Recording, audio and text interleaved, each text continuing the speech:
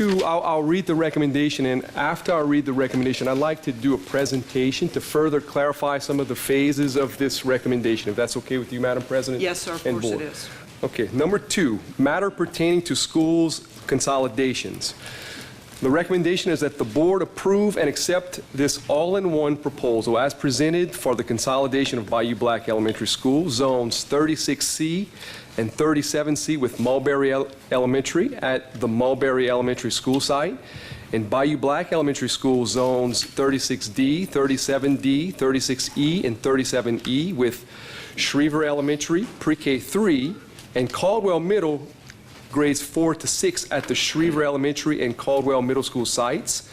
Consolidation of Gibson Elementary School with Schriever Elementary, Pre-K 3, and Caldwell Middle grades 4 to 6 at the Schriever Elementary and Caldwell Middle School sites. And consolidation of Honduras Elementary School, zones 28D, 29B, and 29C with Village East Elementary at the Village East Elementary School site, and Honduras Elementary School zones 27C, 28C, and 30D with Acadian Elementary at Acadian Elementary School site, effective with the 2024-2025 school year. So what I'd like to do is to this screen to everyone's right, pardon that we don't have screens on both sides, I'll run through a presentation. Myself, our Director of Human Resources and our Chief Academic Officer will present information relative to this restructuring plan. So,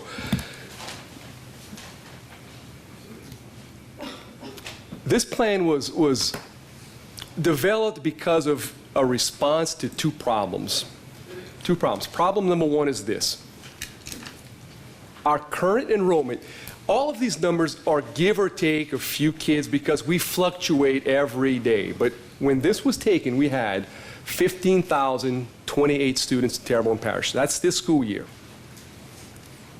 5 years ago and 10 years ago, in 2019-20 and 2013-2014, our enrollment in 2019-20 was 17,188. That's a decline of 2,160 students, which is 12% of that enrollment. In 5 years, we've declined 12%. Number 2 is 10 years ago, we were at 18,827 students. That's a decline of 3,799 students, which is 20% of the enrollment less in 10 years. That's a problem. MFP is called, it stands for Minimum Foundation Program, which is how we're funded from the state. It's over a third of our revenues is through MFP. We get approximately, not approximately, but right at $4,015 per student. Okay? When you're down 12%, that's less $8,672,400 in your general fund, in your revenues, in 5 years. In 10 years, that's 15,000 less, 15,257,000 less in 10 years to our general revenues. Okay? As a board, as a superintendent, we've got to look at these numbers and respond operationally. Okay? Problem 1. Here's some of the results of declining enrollment. As I mentioned, MFP funding decreases drastically. We have small schools, 138, 140, 145, whatever it is around that, 154, 155, somewhere around that is the size of some of our schools now. We have small class sizes, as low as 14 in a class.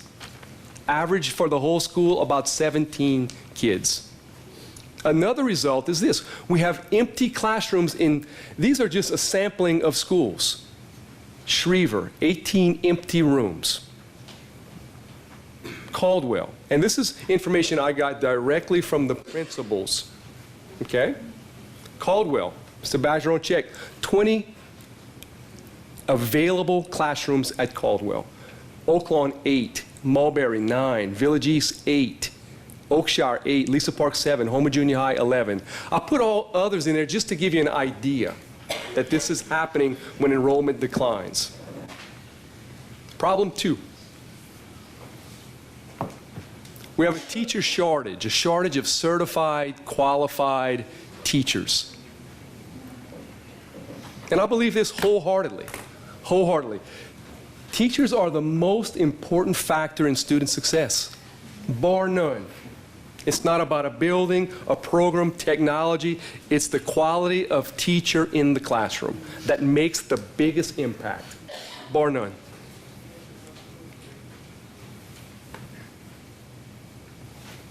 I put this slide here because this shortage of teachers is not unique to Terrebonne Parish.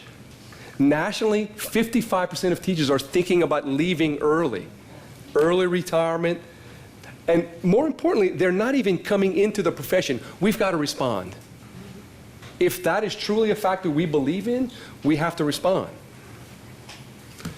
I'd like you to know, because while I went out and talked in the communities, I heard this said, so I'd like to call on our Human Resources Director, Dr. Deborah Yarbrough, to talk about how have we responded? Why is this where we're going? What can we do, or what have we already done? I'd like you to kind of just know that we've tried and we're trying and we're doing a lot of things. So Dr. Yarbrough, at this time, please share with us, what are we doing to keep certified people and get certified people? Okay, some of the things that we've done over the years to recruit certified teachers, all the universities across Louisiana hold recruitments, usually in the fall and in the spring, for seniors that are getting out in education.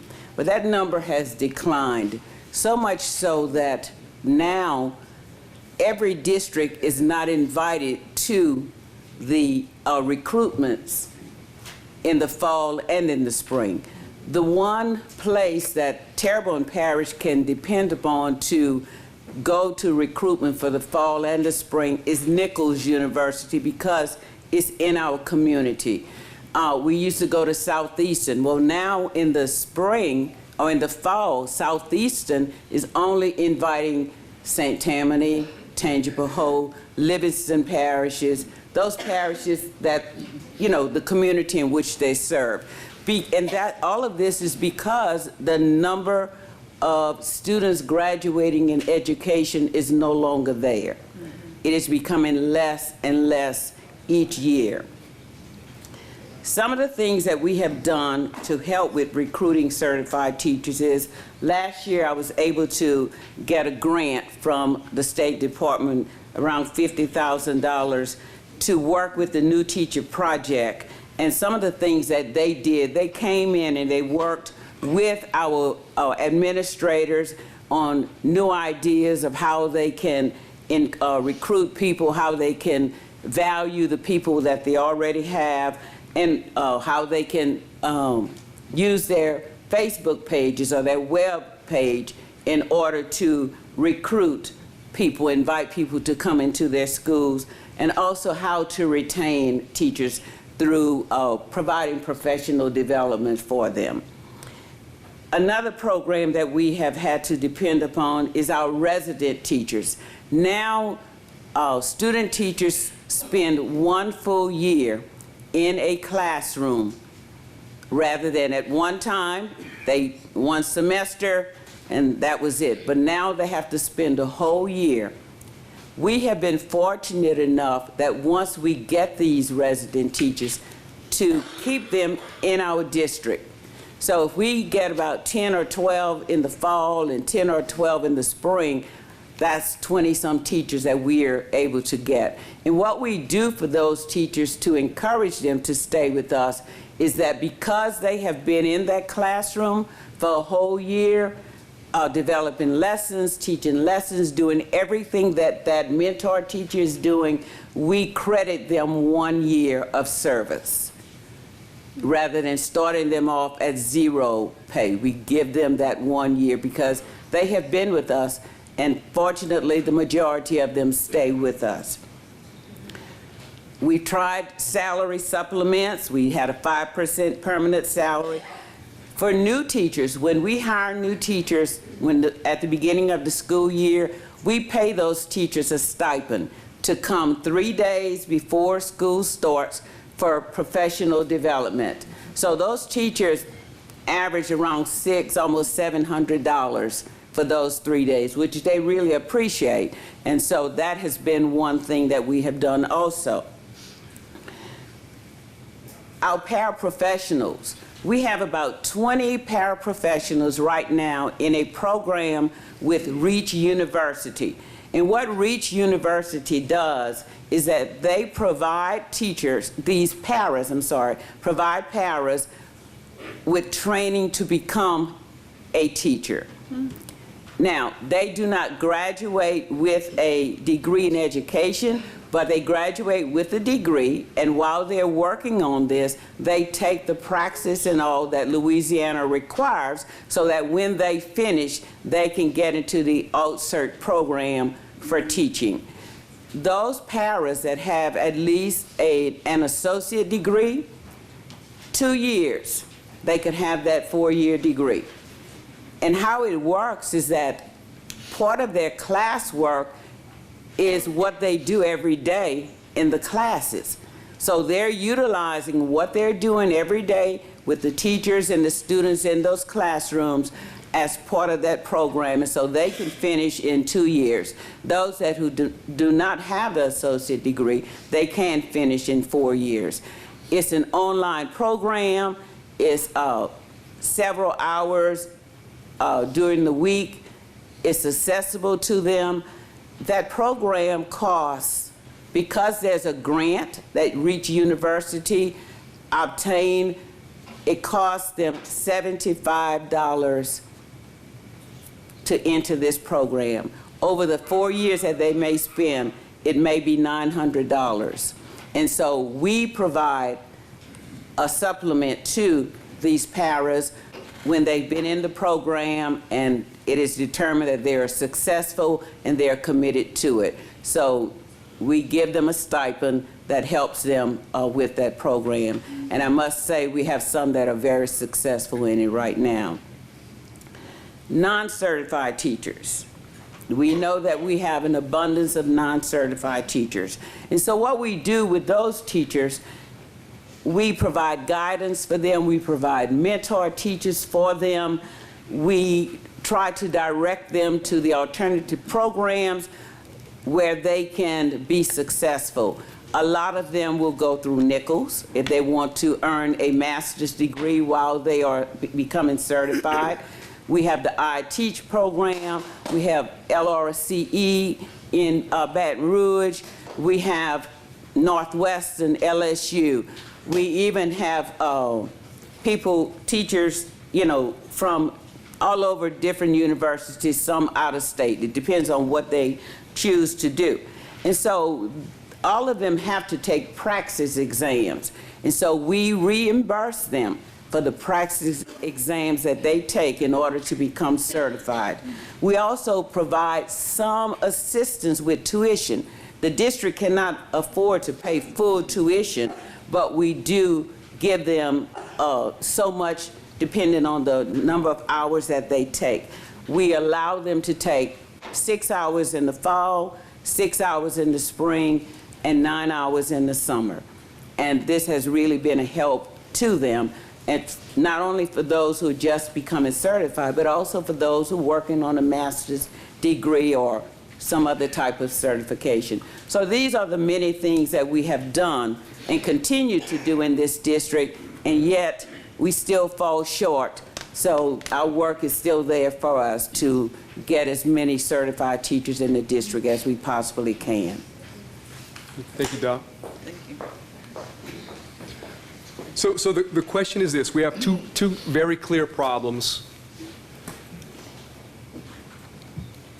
And clearly, as she said, we're doing a lot of things already that haven't filled the gap. So do we just keep doing what we've done and hope that it remedies itself, or do we respond with solutions? So I'll present to you a plan. It's a 3-part plan. Part 1 is facilities. Okay? The first part of the plan is a consolidation of schools, and the consolidation, and I've met with each school in this community, in Gibson,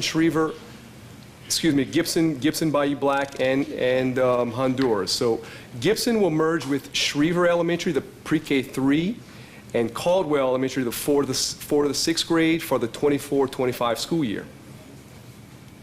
Bayou Black Elementary has 6 zones. I'll show you a map in just a second. 6 school zones in Bayou Black school zone. 4 of the zones actually go to H.L. Bourgeois. And there are 2 of the zones in Bayou Black that go to Terrebonne High. That dividing line is Savannah Road. The kids who go to Bourgeois, we're recommending that they merge with Schriever Elementary, the pre-K 3, and Caldwell Middle, the 4, 5, and 6th graders. The THS zone, the Terrebonne High zone, to merge with Mulberry for the 24-25 school year. This is the Bayou Black zone map. So the red line is practically Savannah. So these zones here are Schriever. So these 4 zones would go with these kids to Schriever. Okay? These 2 zones of Bayou Black are adjacent to Mulberry zones. They would go to Mulberry and eventually Houma Junior High, Terrebonne High. Okay? Let's talk about this, because this was brought up in one of the meetings. This plan has nothing to do with strengthening one school or making one school follow the expectations of another group. That has really no determination on why these schools were chosen. Although, in past consolidations, the performance of the consolidated school rose higher than the 2 that formed it from the beginning. That's just what happens. I can give you anecdotally why I think that, but that's beside the point. I just want to talk about these schools here. Schriever. We have teachers from Schriever in this room tonight. It's a C school with an A in progress. Let me explain that real quick. A school gets 2 grades, 2 letters. One is the school SPS, school performance score. The other one is the progress score, which is an indicator of how far kids grow while they're at that school. It's how much progress they make. It's a very important score. Schriever is an A in progress. Now let me share a couple other things with Schriever. They've got a little asterisk and a little triangle mark here. Well, that asterisk ties into this category here, which is a state honor. It's called Top Gains Honoree. What that means is that it's an A in progress, which is a 90, and none of the subgroups, which you have 3 major subgroups: students with significant disabilities, economically disadvantaged, and English language learners. That are the 3 subgroups. None of them are an urgent intervention required status, which means they're moving all groups of kids, not just this group, that group, or all kids are moving in the progress at Schriever. It's a great distinction. It's also an opportunity honoree school, which means this: Schriever is outperforming 90% of all schools in Louisiana in the various subgroups. They're moving kids further along than 90% of the schools. It's not my award, it's the state's award. That's what Schriever has earned. So thank you, Schriever teachers. Y'all have done a great job. And I know this, I know you care about kids. There's no way that happens if you don't care about kids. Number 2, Caldwell is a B school with an A in progress as well. Okay? Bayou Black is a B school. It grew from a C to a B. We're very proud of them, with an A in progress. Bayou Black is also a Top Gains honoree. Very great distinction. Bayou Black is also, not on this chart, a Blue Ribbon award-winning school. Great honor. Gibson is a C school with a B in progress. And Mulberry is an A school with an A in progress, and they're also a Top Gains honoree school and also an opportunity honoree school. I share that with you because all of these schools are really good schools. There's no doubt about it.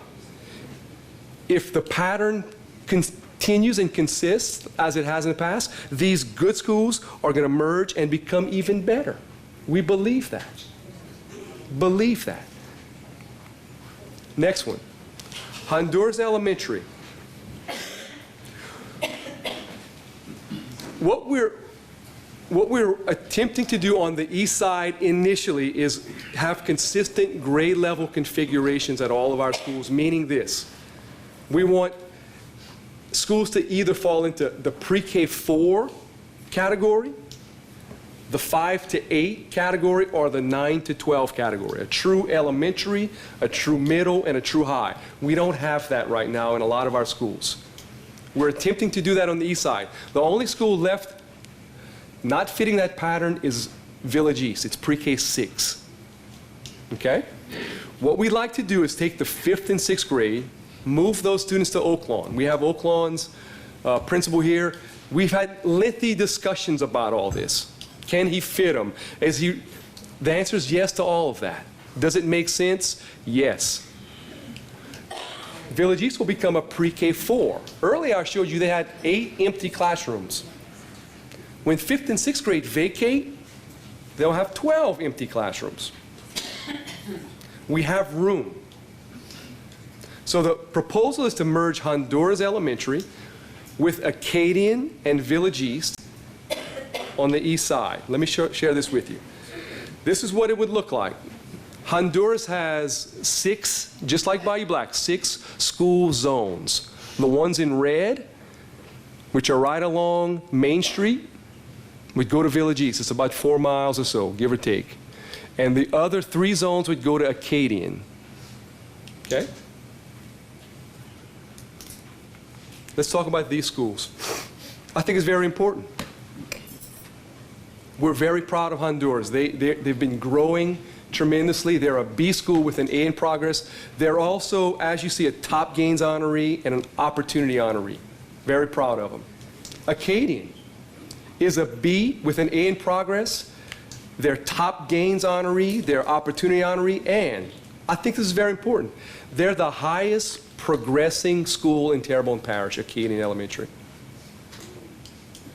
My point of saying is they're both good schools. Village East, it's a C with an A in progress. They're top gains. And a very important distinction they had 2022. They were called a comeback campus, one of 40 schools in the state in both ELA and math, which meant they grew kids tremendously well in both subjects to be the comeback campus. And we have roughly 1,300, 1,400 schools in Louisiana, one of 40. These are 3 good schools. Really good schools. Why consolidate? I'd like to ask our Chief Academic Officer, what are the benefits of consolidating? There are benefits outside of money and outside of other things, and I'd like her to go through some of the things that we've put together for you.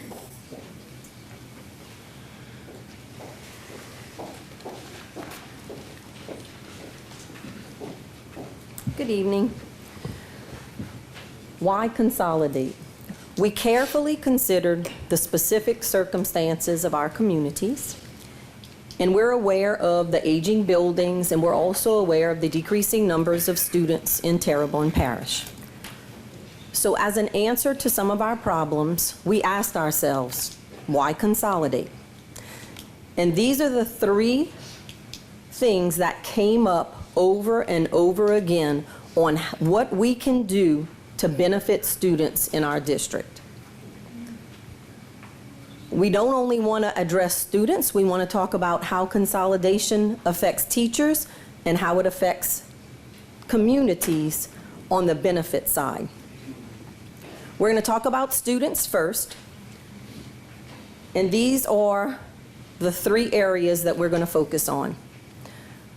We have got to provide a decrease in the opportunity gaps that exist in our district. And what we mean by opportunity gaps is larger schools have a larger population of teachers who can volunteer to do those extracurricular clubs like Beta, Axe Club, robotics, 4-H, because it's teachers who volunteer to do those programs either on their free time during the day, like recess, or after school. It's very difficult for our smaller schools to provide those opportunities to our students. Also, we would like to help to close achievement gaps. When you have 1 teacher or even 2 teachers at each grade level, it's very difficult when you're talking about doing specific student interventions to address the specific skills of students where they need it in a timely manner. When you have a larger school with more teachers at a grade level, you can cross through the grade levels and have teacher A address this group of kids while teacher B is doing a totally different skill. We keep those groups fluid, and as children progress, we move them to another group. You can even go across grade levels, where if a first grade child is performing at a kindergarten level, you can service them with other students who have the same needs. And we call those the achievement gaps. And then the last thing that we want to address with students is flexibility with schedules. At our smaller schools, we have some of our grade levels that are forced to have teachers who teach multiple grade levels. And those teachers may teach 4th, 5th, and 6th grade ELA, or 4th, 5th, and 6th grade math. Well, we know as educators that when you have a child that you have identified a weakness, you have to figure out what time of the day is that child's time of the day to learn. So if my weakness is reading, and I'm learning better in the morning when I'm fresh, you can make sure that that child receives reading instruction in the morning. With our larger schools, administrators strategically place students in specific classes. It can be due to their academic needs, it can be personalities, it can be their needs that they need for their interventions. For our smaller schools, we as administrators don't have that choice. It's one teacher, one class that the child has to be put into. So with that, we move on to the benefits for teachers. Teachers need to be experts in their craft. And when you have teachers teaching multiple subjects, it is very difficult to truly say that you are an expert in the standards of multiple grades and multiple subjects. So we want our teachers in grades 3 to 8 to be able to focus on the content and be true masters of their craft. We also want to give teachers an opportunity to collaborate. I mean, that's what life is all about. When we have a problem, we get together. We talk it out. We talk about the benefits of something. We talk about other options. We need our teachers to be able to collaborate with their peers to say, why were your scores so much higher than mine? What did you do to address the needs of those students? What's something I can do? They can get together to plan lesson plans and put 2 or 3 or 4 or 5 heads together instead of one. So when we have larger schools with a higher population of teachers, they have people to do that with. We also have our professional development opportunities. We can tailor the needs of our teachers when you're in larger schools. If you have 30 or 40 people working in your school, you can have groups of 8 or 10 and have different types of professional development on staff development days. If you only have 7 or 8 teachers, you're not going to put a teacher in a room by themselves with a presenter for staff development. So we can definitely tailor the needs of our teachers better in a little larger environment. And then we've already discussed this one, but an increased opportunity for certified teachers. We can make sure that we're putting as many certified teachers as we can in front of the students for their academic achievement. If you focus on the community, it is very glaring that early student and community cohesion leads to students who are not going to junior high school at the most difficult age in their lives, the most awkward age. They're not being forced into a junior high school, and then we're not seeing the problems of them getting along and accepting each other, because at a younger age, children just tend to accept each other, play together, and mingle together.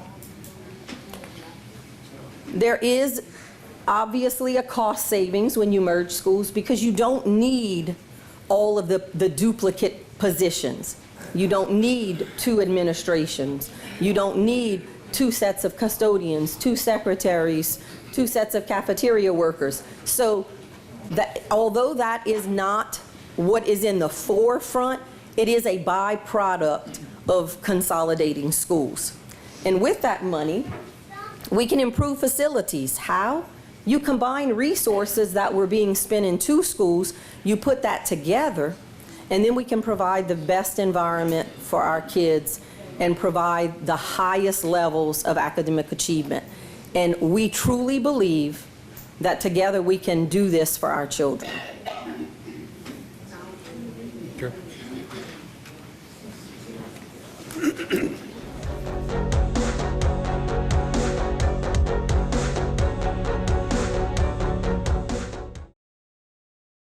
Today's social media segment is brought to you by Terrebonne General Health Systems, modern technology, and timeless caring.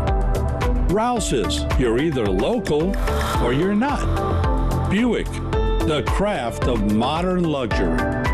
St. Martin and Bourke, know your rights. South Louisiana Bank, it's better when we bank together. Waits and Downer, attorneys at law. Terrebonne Ford, built Ford tough. Alford and Associates, for all of your insurance needs. CIS, Cardiovascular Institute of the South, the highest quality cardiovascular care available. Barker Honda, the Barker family tradition of quality.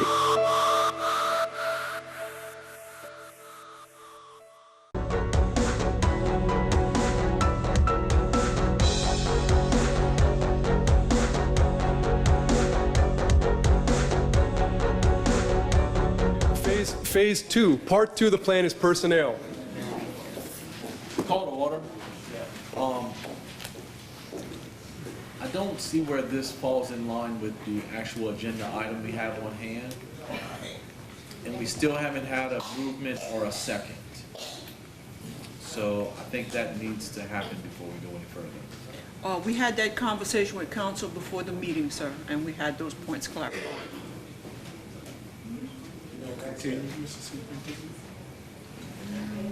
Let me, if it's okay with the chair, I'd like to wrap up. I can speed through some of this. That's right. Let me talk about this.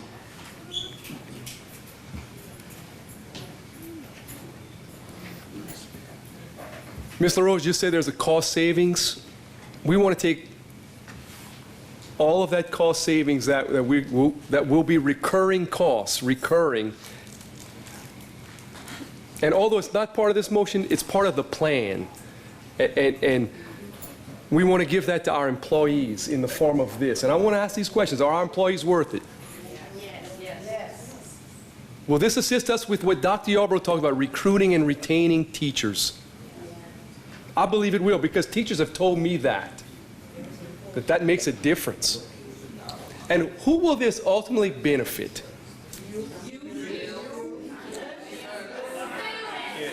The kids. Order. The kids. Next thing. Houma Terrebonne Chamber of Commerce. I presented this plan to the various schools involved. I presented it to ERC, which is Employee Representative Committee, multiple times, various groups of students. I presented it to the chamber, allowed them to ask a myriad of questions, just pick through this whole plan very thoroughly. After the presentation and the question and answer period, they said, we'd like to endorse this plan. I'd like to read this letter. Bear with me. The Houma Terrebonne Chamber of Commerce represents more than 600 member companies and organizations with over 22,000 employees. Many of these employees are residents of Terrebonne Parish with school-aged children. The Chamber and its members have been actively involved in supporting our local school system and improving the quality of life for our residents for over 105 years. The Houma Terrebonne Chamber of Commerce is, in partnership with the Terrebonne Parish School District, was instrumental in developing a 13-point education plan in which one of the points was in support of the development of a well-defined long-term master plan for Terrebonne Parish schools. The master plan was developed by a task force with several representatives from the chamber, and other community businesses and organizations. In this master plan, there were several recommendations to consolidate schools due to inefficiencies, population decline, and aging facilities. The Houma Terrebonne Chamber of Commerce supports Superintendent Bubba Ogeron's restructure plan to improve education in the Terrebonne Parish School District. The Chamber is in support of the consolidation of schools to improve efficiency and the education environment for students and teachers with consolidation of schools, the superintendent's plan will propose a 10% teacher pay raise, which will retain and recruit highly qualified teachers to teach in Terrebonne Parish. Sincerely yours, Nicholas Hebert, Chairman. Next thing, I've been asked, is this legal? Very relevant to this conversation. Talked with counsel, they refer me to revised statute 17:81. You can't read it, but I'll read it. It says, in that red box at the bottom, each local public school board shall determine the number of schools to be opened, the location of school houses, and the number of teachers and other school personnel to be employed. Revised statute 17:81. And I want to conclude with this. As I said, I met with various groups. One teacher asked me in one of our meetings, says, why so many pieces? Why all at once? I'll tell you why. I believe in public education.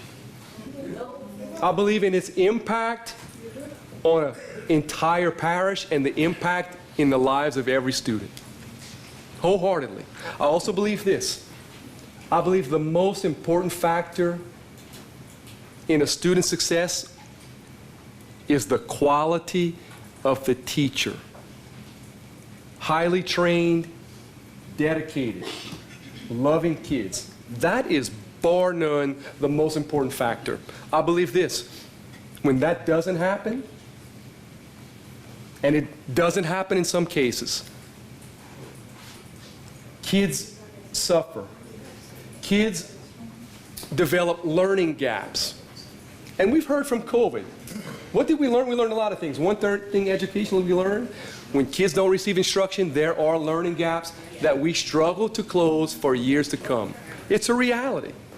The same thing happens when there's a teacher who's ineffective, not skilled, not trained. We have that. We've got to fix that for all kids. So why all of a sudden? Because there's an urgency for me. So it is for me because I'm for the kids. It's urgent. And when I say it's urgent, the results are long-lasting. They'll last forever. It'll affect the kid for the rest of his or her life when there are learning gaps. It's my job to be their advocate, their voice, so that we don't develop learning gaps and we fix major problems that are going to benefit kids for a long time to come. Thank you. Thank you. Thank you. So moved.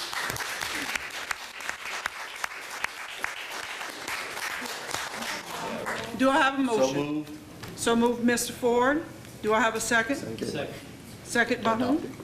Mr. Crowders. We will now have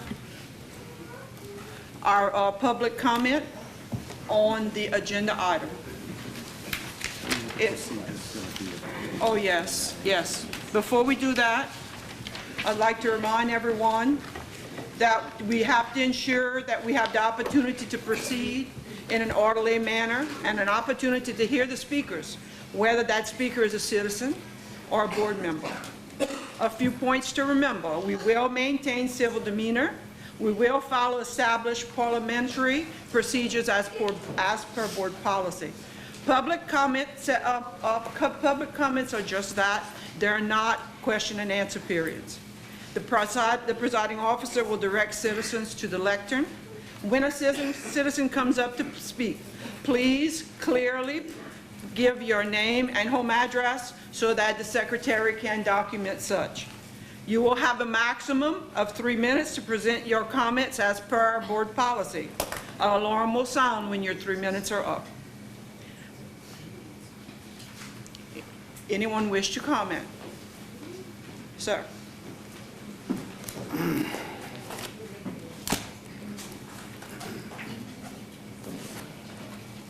Madam Chairperson, I'm losing my voice. I need to do some things before I get started.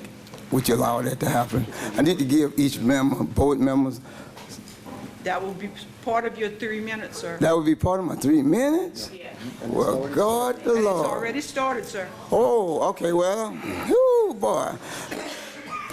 Okay, my 3 minutes already started. Name and address. Let me see what I can do in this period of time. Mr. Johnson, I know you, we know you, but state your name and address for the record. Okay, Horace Johnson, my address is 5562 North Bayou Black Drive, Gibson, Louisiana, 70356. I stand before the school board tonight, broken-hearted, to be honest, and I know I ain't got much more time to try to express that. But here, I just want to get down into it.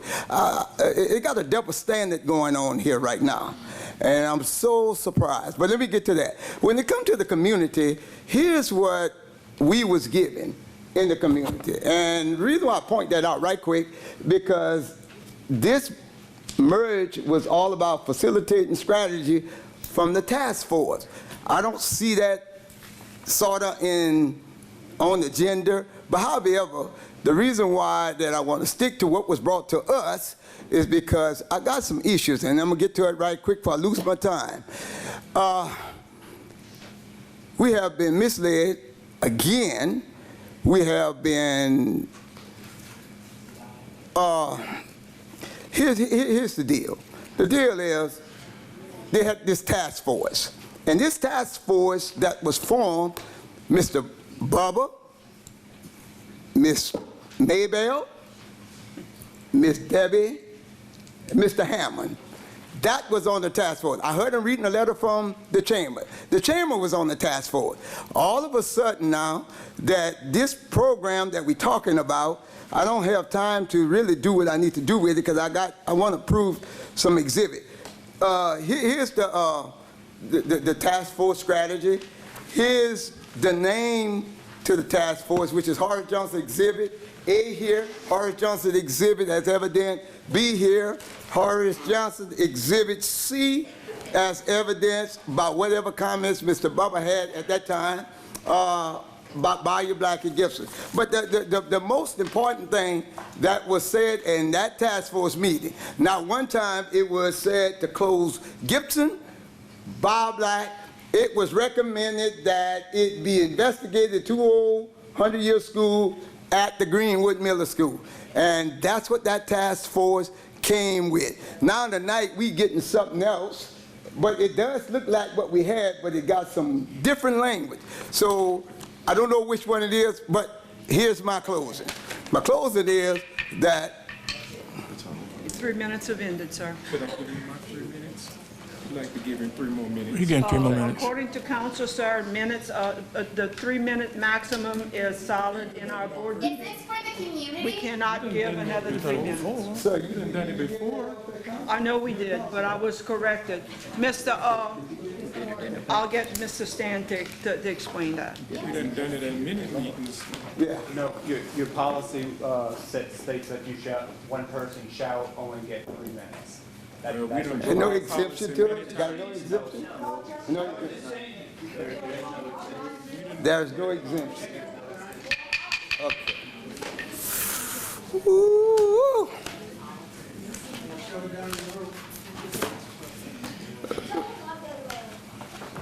So I'm done, you right? Before I leave this podium, I asked to be on the agenda, and I got rejected from being on the agenda, because if I'd been on the agenda, I could stand for the community. Thank you, and sir. be able to bring my plan, but 3 minutes. Ma'am? Please state your name and address. My name is Crystal Marks, 4812 North Bayou Black Drive. The point that Mr. Horace was trying to make was that the recommendation from the task force that was in the in black and white, said that the task force recommended that Gibson is closed, Gibson Elementary and Bayou Black be closed and consolidated to get to at Greenwoods Elementary School. However, when we asked Mr. Bubba, at the first meeting, we asked him who was on the task force. He told us he did not know. Okay?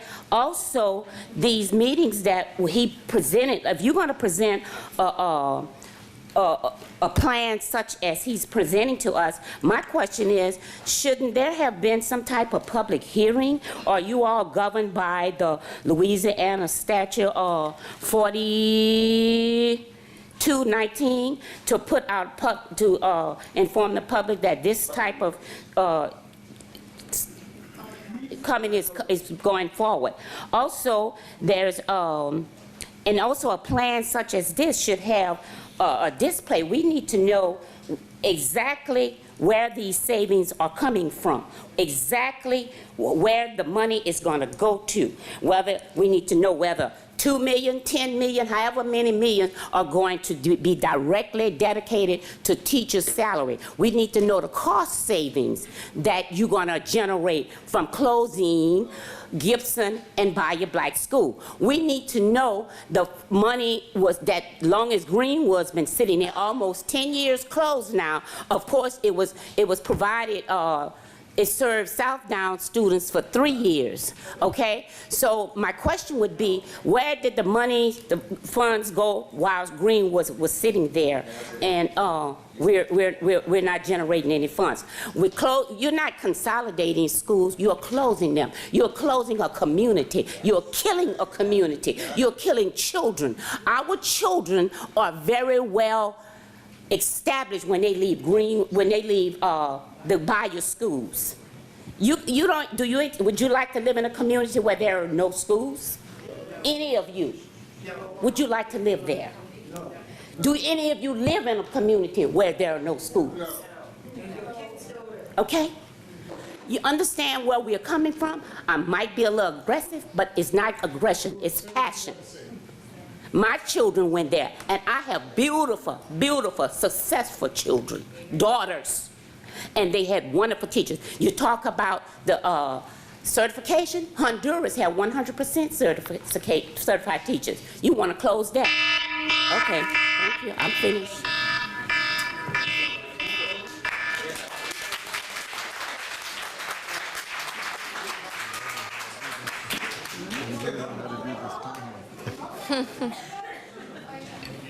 Let's give the speaker our attention, please. Their name and address. Stephanie Reberg, 103 Oak Street, Donner, Louisiana, 70352. I'm going to start this off by, I understand that there is a problem in this community and this parish that we are trying to fix. I'm not oblivious to that.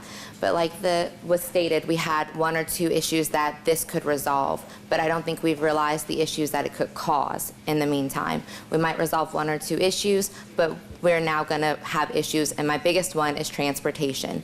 And my point with transportation is currently I live less than 5 minutes from Gibson Elementary School. My 5-year-old daughter did not get home today on the bus until after 40 minutes of being on that bus. And we are 5 minutes from that school. And now you guys want to take my 5-year-old and send her even further away. We already have transportation issues.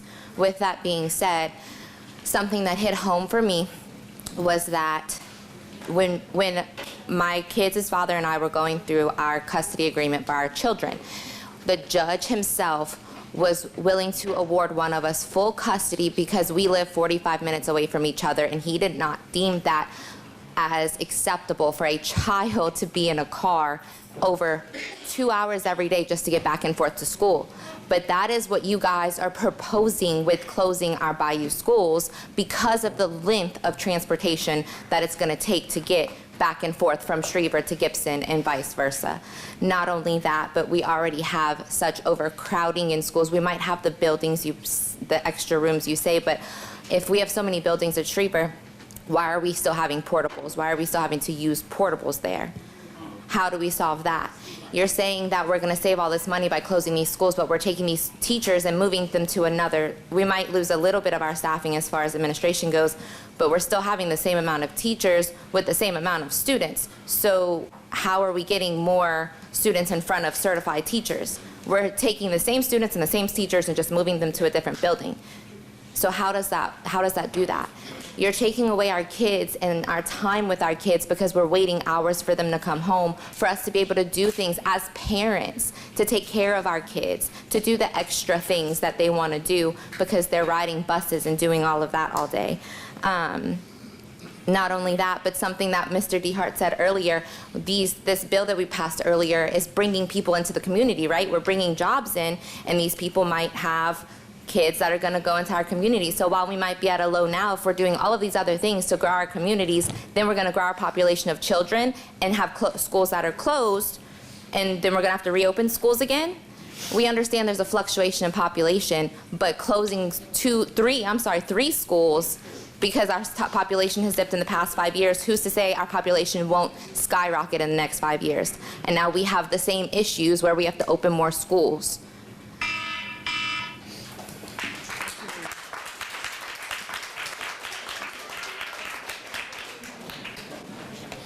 Quick, fast with y'all. I got 3 minutes. See all them people right there? Your on name that wall? and address, sir. My name. Oh, that's clue. My 4962 North Bayou Black Drive, Gibson, Louisiana, 702. Ryan Bourgeois. See all them people right there? They fought for equal rights.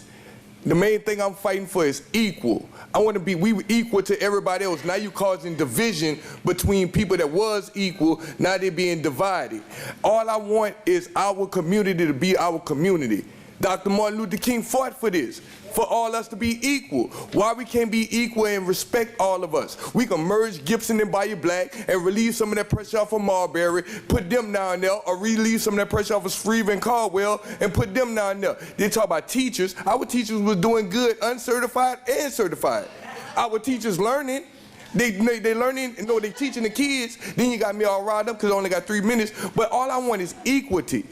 Equal. We equal to everybody else. When y'all go in y'all beds and y'all go in y'all houses, y'all children is equal to everybody else children. What make our children not equal?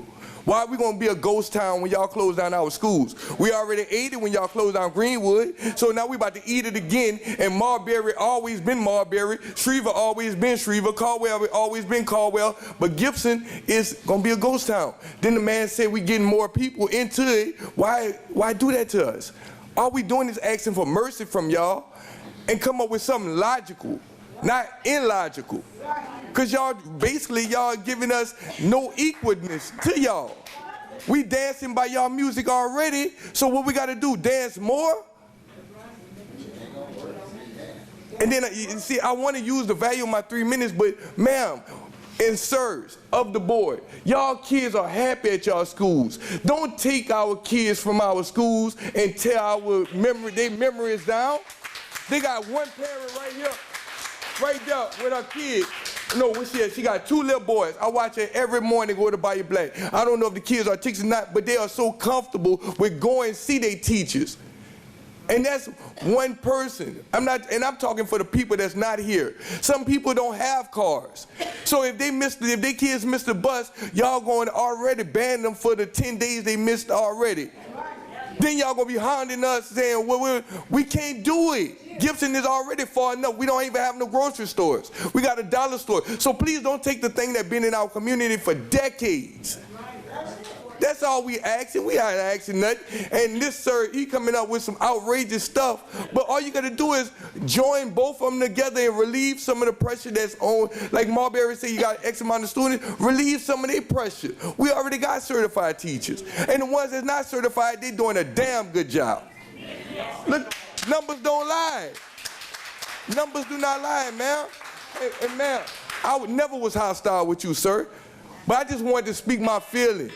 Thank y'all very much.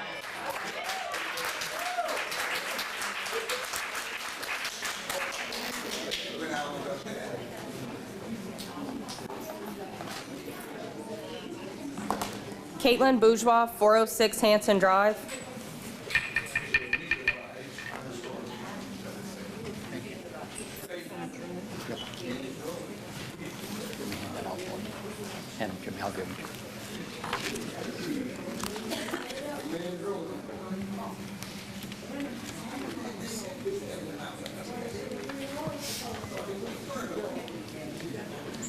I was born and raised in Bayou Black. I was also raised to follow my heart, and I have to do what I have to do for my babies. They're worth more than $4,015 per head. It's Bayou Black Elementary School or it's homeschool for us. For my child, that would start school in 2 years to come as well. In the next half hour or so, our lives are going to change forever. The choice is in y'all hands tonight, if it's for the best or if it's for the worst. At Bayou Black, my son is taken out of the car every single morning, greeted good morning by his name. At Mulberry, he'll be treated as just another number. I've spent the last few weeks nonstop doing everything I physically could, and what I've done today is present you all with a petition I have put together that I have gathered from Bayou Black and Gibson community members' signatures with their addresses to present tonight, that I hope I can do some type of justice to show my dedication as a mother. I have each of you a copy printed and stapled of this petition.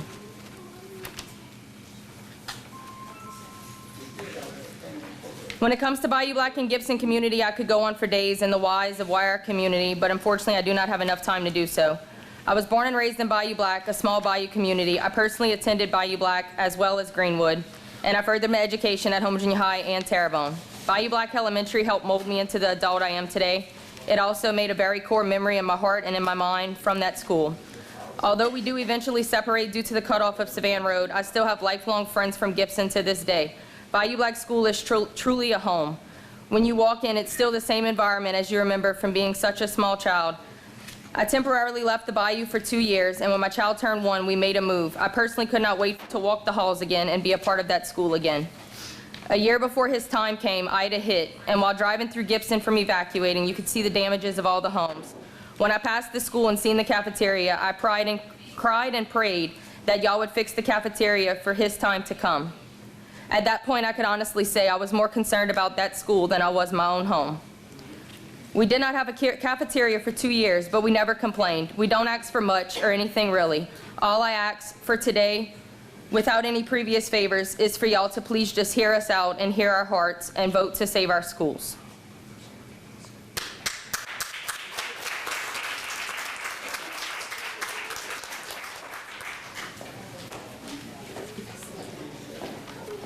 Good evening. My name is Nicole Monteville. I'm with the Houma Terrebonne Chamber of Commerce. I'm the CEO. And you've read our letter. We have a 20-member board, and we're in support of Superintendent Orgeron's consolidation and restructure plan. We focus on all the Terrebonne Parish and the community.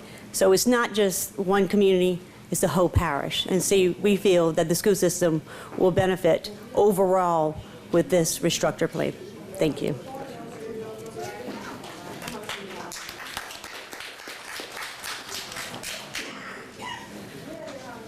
Hello, my name is Kristen Odima. My address is 6313 Mary Street of Gibson. Sorry, I'm really nervous. Set alarm for 2 minutes and 30 seconds. I set your alarm for 7:29 p.m. First, I want to start out by saying thank you.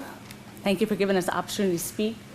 Thank you for considering everything and making this proposal, sir. I know you spent a lot of time on it, and I'm sorry that people are met with anger. However, that anger usually comes from fear, and the fear is not unfounded. Just want to let you know that. I want to let you know that I was born and raised in Gibson. I am a low-income student. I have been low-income my entire life because my father was disabled and raised children by himself. My father's mother was a school teacher at Gibson. My cousin's Mike McIntyre. He would be here tonight, and he would be speaking for Gibson. I want to let you know that I know that all of you had to take a Psych 101 class, so I just want to remind you of something. We learned 2 things in Psych 101. We learned that there's a 0 to 7 rule. Everything that you go through from 0 to 7 affects you for the rest of your life. And these children have already undergone Hurricane Ida and COVID, and this would be strike 3, and we are supposed to provide a firm foundation for our children. And then in the mighty name of Jesus, a firm foundation is right where they're at. They already have a firm foundation, and they have undergone many changes already that have been unprecedented. And these changes have happened that were out of our control. However, this change is in our control. It's in your control. And we're asking for you to please make this decision based upon our children. So you said that it would affect our children for the rest of their life. And I'm telling you, they have already gone through so much in their first 7, that 0 to 7 is an imperative time. In addition to that, Psych 101 teaches you that ergonomics. Ergonomics is the study of creating something so that it fits you, so that you're not sitting in a hard chair with a backache at the end of the day. A chair is fit for you. And we're begging you to please create a plan that is ergonomic to our children instead of making our children ergonomic to what you are doing, because they're worth it and they're not bendable in that kind of way. They've gone through so much already, and we are important. Our community is a pillar. Our school is a pillar in our community. It is a pillar of hope and light, and I thought there was a separation of church and state, so you couldn't pray, but in the mighty name of Jesus, by order of the Holy Spirit, we are asking for you to not take our pillar of light from our community. Our children need this, and we need this as a community. It holds us together, it brings us together, and every time we pass it, every single time we pass our school, it is a vision of hope. It is a vision of hope that there is more to come in the future, and we will never go back to what it was in the past. Thank you. Thank you.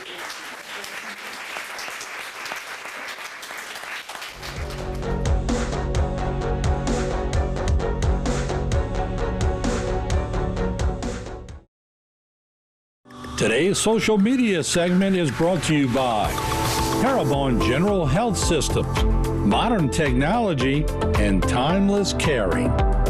Rouse's, you're either local or you're not. Buick, the craft of modern luxury. St. Martin and Bourke, know your rights. South Louisiana Bank, it's better when we bank together. Waits and Downer, attorneys at law. Terrebonne Ford, built Ford tough. Alford and Associates, for all of your insurance needs.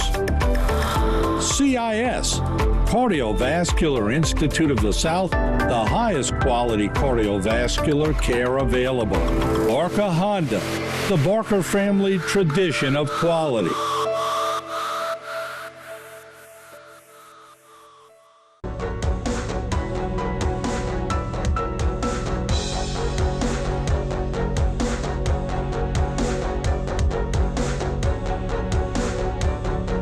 My name is Constance Bailey, Connie, 107 Norman Street, Gibson. I'm happy to be able to stand to speak in behalf of our community. Can you look at the words up there? In God we trust. Claude Hammer, Debbie Benoit, Matthews Ford, Roger D. Hart, Bubba Orderon, Superintendent, President, Maybelle Trahan, Dan Bozan, Mike Lagarde, Don Quarters, Greg Hardin. Look at the word, in God we trust. In God, from Bayou Black to Gibson community, we putting our trust in your hand tonight. And our community is very much capable of taking on the responsibility of keeping a school in our area. First, I want you to think about demoralizing. Have any one of y'all been demoralized in any situation? Any one of y'all have to be demoralized in any situation. And when you demoralize a community, the students, the teachers, the parents, my God, what is the situation that's going to come to the other parishes that we are in? It's going to cause a problem. The problem can be rectified. You understand? Rectified? Because what is going on and what has been proposed from you all, from Bubba Orderon, it can be rectified. I believe and I trust in God that I know it can be. But it's up on y'all and y'all mighty, mighty, mighty way of being on the board. You talk about 3 concerns: the students, the teachers, and the community. You left out the parents, which the parents is of the community. Anytime a parent have to go through a state of whatever because this child needs to be bused to another area, that is a circumstance that will allow them to be distressed, having their children distressed, bused. You know what that can cause a parent? What can happen with the child when he sees his parent is distressed over the area that they got to get up early in the morning? Some parents' children are sick. They cannot drive 30 miles. Some may not even have a car. You know, what an impact that is to a parent. And another thing, when we say demoralizing, it's painful. It's really painful. And as of now, I feel that this is a pain that we need to rectify. Thank you. Thank you.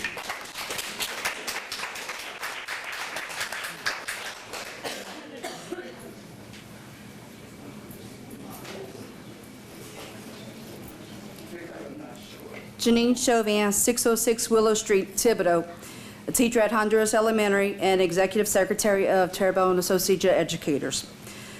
First, I want to thank Mr. Orgeron, Dr. Yarbrough, and Ms. Sandra LaRose for meeting with us and the fellow teachers to discuss this plan. First and foremost, I love my school, and I don't want it to close. I'm so proud to be a part of Honduras Elementary family. We, the students, staff, and administrators, have worked so hard in the past few years, and our progress has shown. 2 years ago, we were the only D school in the district. We have grown from a D to a C school. This past year, we've gone to a B school, having top gains 2 years in a row. As someone stated earlier, Honduras is 100% certified. I don't want it to close. I feel for every student, every parent, every person in this community that's being affected. But I'm going to take a stand as a union member for just a moment. I understand the business part. Mr. Orgeron, I understand the feasibility. I understand this has not been a quick decision. But as a union member, when we close our schools, where Bayou Black, Gibson, and Honduras, there was a proposed 10% raise from the savings for teachers and staff. My concern is this. From the first meeting, it was a 10% that it seems to be wavered or changed. We were told that in the ERC meeting, we received a proposed salary scale with an up-to-date 10% permanent raise that would fill in the gaps that we have not received in years as teachers, from frozen years. In our last meeting with you, Mr. Orgeron, we were informed that that may not happen in that way. The board would have to decide how we would get pay raises. Fair enough. A few days ago, I was told that there was a possibility of no pay raises to be given by somebody at a meeting. Rumors are rumors, and you take it as face value, okay? But from what I understand in our meetings, the money saved from this consolidation will go 100% to the teachers. You want all certified teachers, and we're taking you at your word for the future of our children. But a lot of our teachers, we want to know about this. Should this proposal go through, and we're getting raises, what form will it be? We were told possibly 10% stipend, which I don't like, it's not acceptable to me. 5% permanent and 5% stipend, I'm kind of okay with that. Or 10% permanent, which would be our choice. There's a lot of differences in those options. We need clarification from the many teachers that are here and principals here that have been supporting your structure plan, and we would like to see the raises. I understand, but it is for the dedication of our teachers and the love of our learning that we would like to see clarification. Thank you.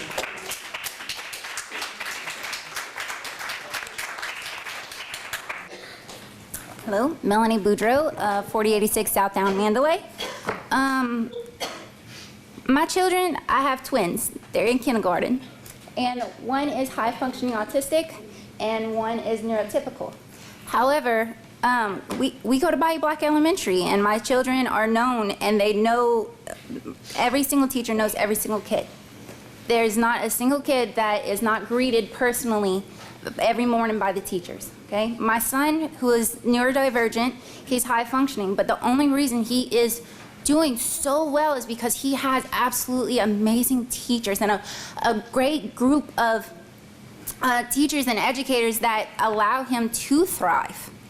If he goes to a bigger school with more children, he's not going to get that one-on-one individualized attention.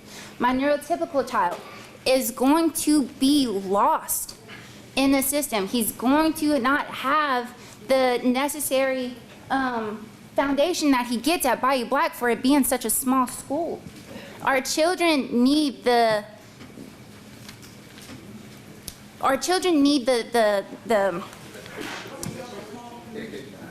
I know. Our children need the support that they get from being at a small school. They really do. When it comes to our children at bigger schools are just being numbers. Now let me ask you about the numbers, okay? So the left side of Savannah is going to be going to Mulberry. Well, right behind Learett Street, DSLD Home Builders is bringing a whole new DSLD neighborhood back there. So that's going to be a lot of houses and a lot of children that's going to be moved, and they will be going to Mulberry, okay? So Mulberry is going to be overpopulated, which means what are the teachers going to do when the teachers have 20-something kids to one teacher? How are y'all going to put more teachers in the classrooms to deal with all these surplus of children? Where are you going to put this surplus of children of the homes that they're trying to build between Learett Street and Hollywood Road? What are we going to do with these children? They're just a number. At least being at $4,000. They're just a number. Our children at our small schools are being recognized by their names. They are nurtured. They are thriving. Our special education children are thriving because of it being so personal. Personal. That's all I got.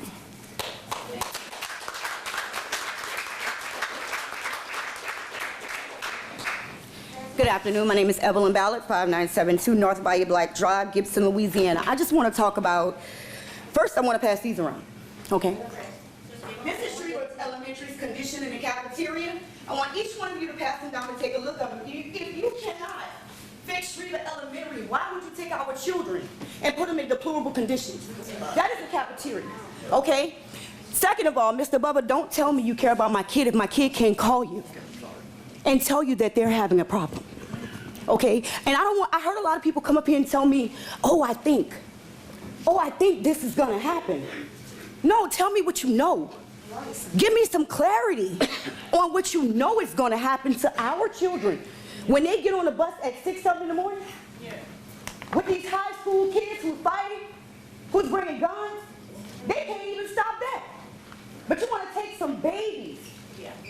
You want to take babies out of the school where they are comfortable with the teachers that are teaching them to tell them, hey, something is not going on right at home. When they go into another area, they don't know these people. They don't know these people. They're just as shy. These are babies. These are babies who have to arrive home in the middle of the night. These aren't y'all kids. These are our children. This is deeper than money. Our kids don't have a price. We cannot be brought. If you want to raise money, if you have a money problem, fix it. Like you're fixing Shreva, show me you can fix the money problem. Shreva's cafeteria is in A1 condition for our children. I'm being sarcastic. But I need you to make it make sense. Because a lot of people is talking about money. A lot of people talking about so many other things.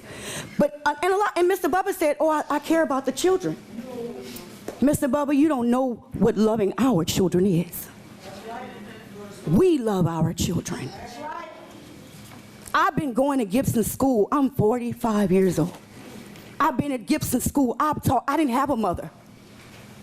I didn't have a father. It was days I could get on the bus barefoot. and have teachers in this audience who cared about me. They didn't call CPS. They cared about me enough to go somewhere and find some shoes to help somebody who wanted to be educated. Okay? When I got off that bus, some of these teachers fed me. We're going to talk about compassion and love here. This ain't money. I don't care about money. I care about what happens to these children. And who are they going to run to when things are wrong at school? Because things go wrong. Mr. Bubba, are they going to come to you?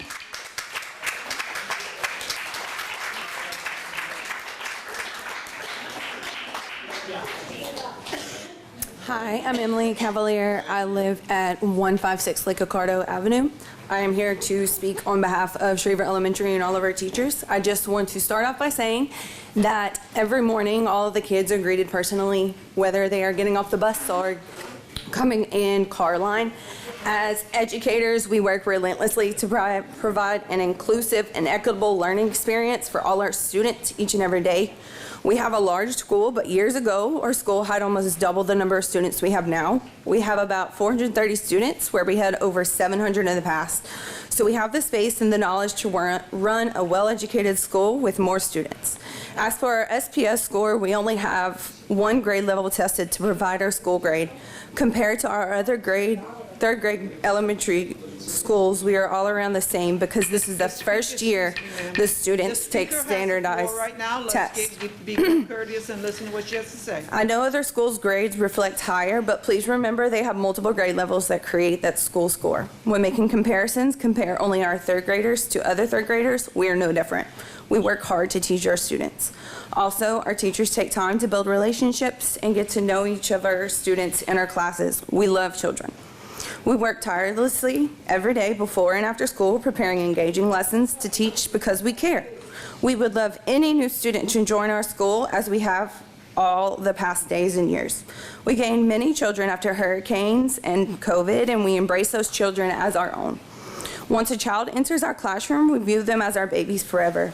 If this merge occurs, we want you to know that we are here to embrace the change and will love your children. We are a community that loves and works hard. Please get involved with school and PTC events. You will see how much we love your children and want them to succeed at all levels. We meet children where they are based on specific needs to help them thrive in learning. Thank you.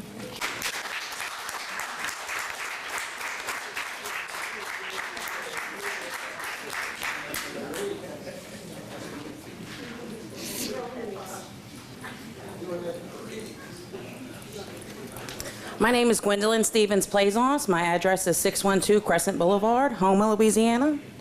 I would just like to talk to this board for a second and let you guys know that as teachers as a whole, we are very appreciative at the idea of getting a 10% raise. Our salaries are stuck. They have been stuck for a long time. We're in a recession. We are next to the two highest paying parishes, St. Charles and Lafourche, and we lose teachers every year to those parishes. This can make the difference. I teach at Houma Junior High, proud Bulldog. We have 700 kids. I know them. My 73 children are my children, not my students. So please do not think that being moved to another school is going to be something that is necessarily bad. Change sucks. Let's leave it at that. It's hard. But guys, if we want to have the best teachers, we have to be willing to pay them. Because if not, they're going to leave. Thank you.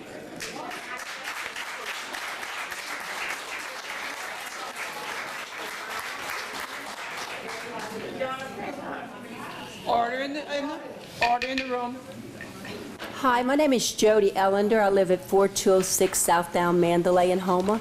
I'm not sure how many of you got to read my email I sent out. If you didn't, there it is. My main concern is the busing. And I put that in there because I'm just a grandma, but I'm a grandma that checks into everything. My grandson is 14 years old. He goes to H.L. Bourgeois. He gets up about 5:30 in the morning. He goes outside at 5:55. He gets on the bus about 6:02, and he doesn't get to school till 6:47. Now, this is facts. I can show you on my phone. I tracked him all last week and this week. He goes to school. He doesn't get home till 2:50, I think. He is in school. He leaves the house at 6, and he does not come home until 3 o'clock. These kids, our kids that's got to go to Schriever, their bus ride's going to be longer. And no matter what superintendent says about more buses, why is this happening to my grandson? Why does he go to school at 6:02 in the morning? If Schriever lets in 30 minutes later, y'all want to put a 4-year-old on the bus at 6:30 in the morning? That's what's going to happen. He's going to tell you you're going to get more buses. Where are they? You can't help the high schools. How are you going to help these babies? How is a 4-year-old with sitting down problems, ADHD, is going to ride that bus? Did anybody think of this? Mr. Orgeron wants to tell you you need all certified teachers. I get that. But my daughter at the Bayou Black meeting went to his face and told him she is not a certified medical assistant because she cannot pass the test, okay? But I guarantee you if any of y'all got to go to CIS, you want her over an RN or an LPN. She is that good at her job. Did you ever think of that? There are certified teachers that are wonderful, and there are non-certified teachers that are wonderful. Our school system is working. We have A and B schools. Our high schools are all A and B. It's working. The money problem is not ours. We didn't make this money problem. It's y'all. Y'all approve stuff. All we're asking is to leave us alone. We have given y'all little things to do. Shut down Caldwell. I was told they all can't go to Schriever. That's a community. Y'all shut out one of our schools down. Do y'all have the right to close our community and close 3 schools? Have you done that anywhere else? Thank you.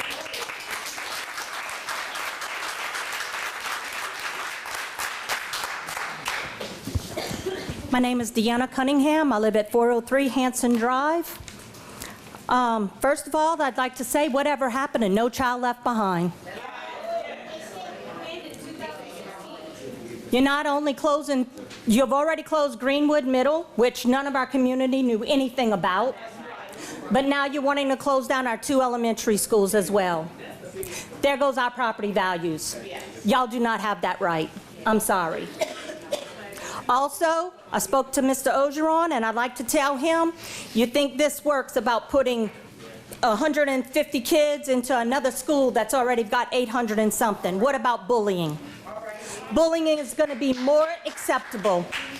What happens whenever they start, it's not just to say they're bullied. There goes their self-esteem. That's not just for their elementary school years. That's throughout their whole lifetime. Okay? Next is suicide. When that happens, that is all on y'all heads. Second of all, he speaks about certified teachers. These teachers have to follow a curriculum. I'm not college educated, but I can read just as well as a certified teacher. Bayou Black Elementary has, I believe, 10 certified teachers. We're doing fine. We never ask for anything. We never have. We never will. College educations for certified teachers, okay? It does not take a college education to hit nay when it's time to vote. That's how simple this is. This is about sense. You're trying to close 2 communities. Gibson Elementary is a community, and Bayou Black Elementary is a community. One is Ward 8, the other is Ward 9. We have millage that we pay, maintenance millage. That goes our property taxes right there. Greenwood Middle has been closed for 9 years. Where is our millage? That school has been closed for 9 years. Where is that money? Ms. LaRose wants to talk and speak and say about it's good about the ELA, the kids, the teachers teaching one subject, okay? The teachers are teaching one subject. ELA, last I heard, was one subject, okay? These kids, if they have to teach different subjects, I could understand it. But if they're teaching ELA 4th grade, ELA 5th grade, ELA 6th grade, that's pretty simple to me.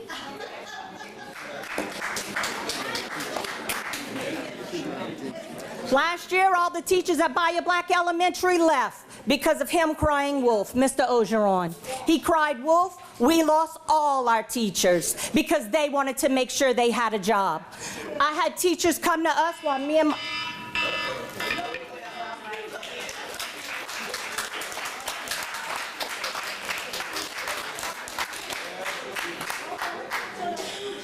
Hello, my name is Blake Dewey. I live at 201 Leona Street, Houma, Louisiana, and I have 2 children at Honduras Elementary School. Going back to the No Child Left Behind Act, that was taken out in 2016 and replaced with Every Student Must Succeed Act, which allows a lawful exemption of certain students who are deemed too disruptive for the classroom just by the teacher herself. They can say, no, you're not getting out of the car and come and learn today. And they can do that for months at a time. My thing is, Honduras Elementary has a dozen kids there via affidavit because they were turned away from schools in their area being deemed too disruptive for the classroom. My first meeting with Mr. Bubba Angeron, I was told that he can guarantee that that cannot happen. A following meeting, he told if I ever experience that problem again, that I can contact Blaise Pellegrin, not him. So where are we supposed to feel trustworthy in this plan? Where are we supposed to feel secure in this plan for our children? Not to mention, I have 3 family members who work in Lafourche Parish alone, where he recently came from, proposing this exact same consolidation, and they are not thriving off of it by any means. So if we are so focused on keeping a strong community, if a lot of the things y'all say to be voted in is we have a strong sense of community, the communities are here to tell you that we don't want this plan. If the community is that strong, you should listen to them. Thank you.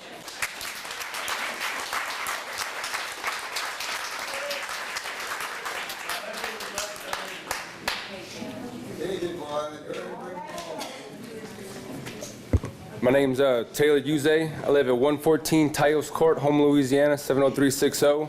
I've been living in Bayou Black for the past 14 years. I married into it, right? My wife's born and raised Bayou Black. I was actually born and raised in Schriever, Louisiana, right? I went to Schriever, went to Caldwell. I'm not here to down those schools, by no means. They're great schools. Turned out pretty good. A little rough on the edges, but, you know, right? But what I am going to say is that, you know, we all do as a community, individually, we elect y'all to hold these meetings, to be our voices, right, for our districts, right? And y'all elect the superintendent. Now, his job as a business, right, to try to make a plan, and that's what he has done. It's y'all job to hear us as a community and be our voices, be heard for us. And as a community, we're saying we don't like this plan. Now,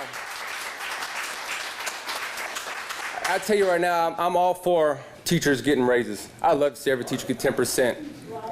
But unfortunately, I can't see it at the cost of my child. Now, I do believe that instead of saying, yeah, we're going to do this, let's say, yeah, let's come back to this. Let's go back to the drawing board. Because I forget her name. She said, we're all about collaboration. When we have a problem, we collaborate, talk about it, find the best solutions for individual needs. I think that's what we need to do. Let's look at a different solution. Why do we only have one solution in place? It's either we shut these 3 schools down or our teachers don't get a raise. That's not fair to our community nor our teachers, right? Whereas local school board members are committed to children and believe that all children can be successful learners and that the best education is tailored to the individual needs of the child. Let's look to see what's the best solution for the individual needs of the children directly affected by these schools. And who better to speak for our children than their parents. And we're speaking. We want y'all to hear us. Please just, let's a couple different solutions. Let's try to find something that works for everybody. Works for y'all, works for the community, and works for the teachers. Teachers get a raise, everybody in the community is happy, right? And that y'all show y'all saved money. Y'all bringing more revenue in, because that's your job. I get that. It's a business. No matter how much you want to say it, at the end of the day, government's a business.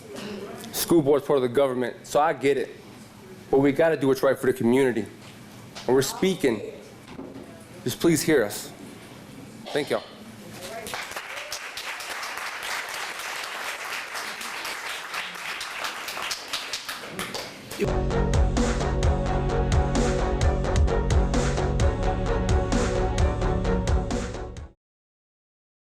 Today's social media segment is brought to you by Terrebonne General Health Systems, modern technology, and timeless caring. Rouse's, you're either local or you're not. Buick, the craft of modern luxury. St. Martin and Bourke, know your rights. South Louisiana Bank, it's better when we bank together. Waits and Downer, attorneys at law. Terrebonne Ford, built Ford tough.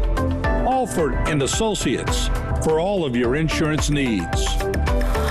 CIS, Cardiovascular Institute of the South, the highest quality cardiovascular care available. Barker Honda, the Barker family tradition of quality.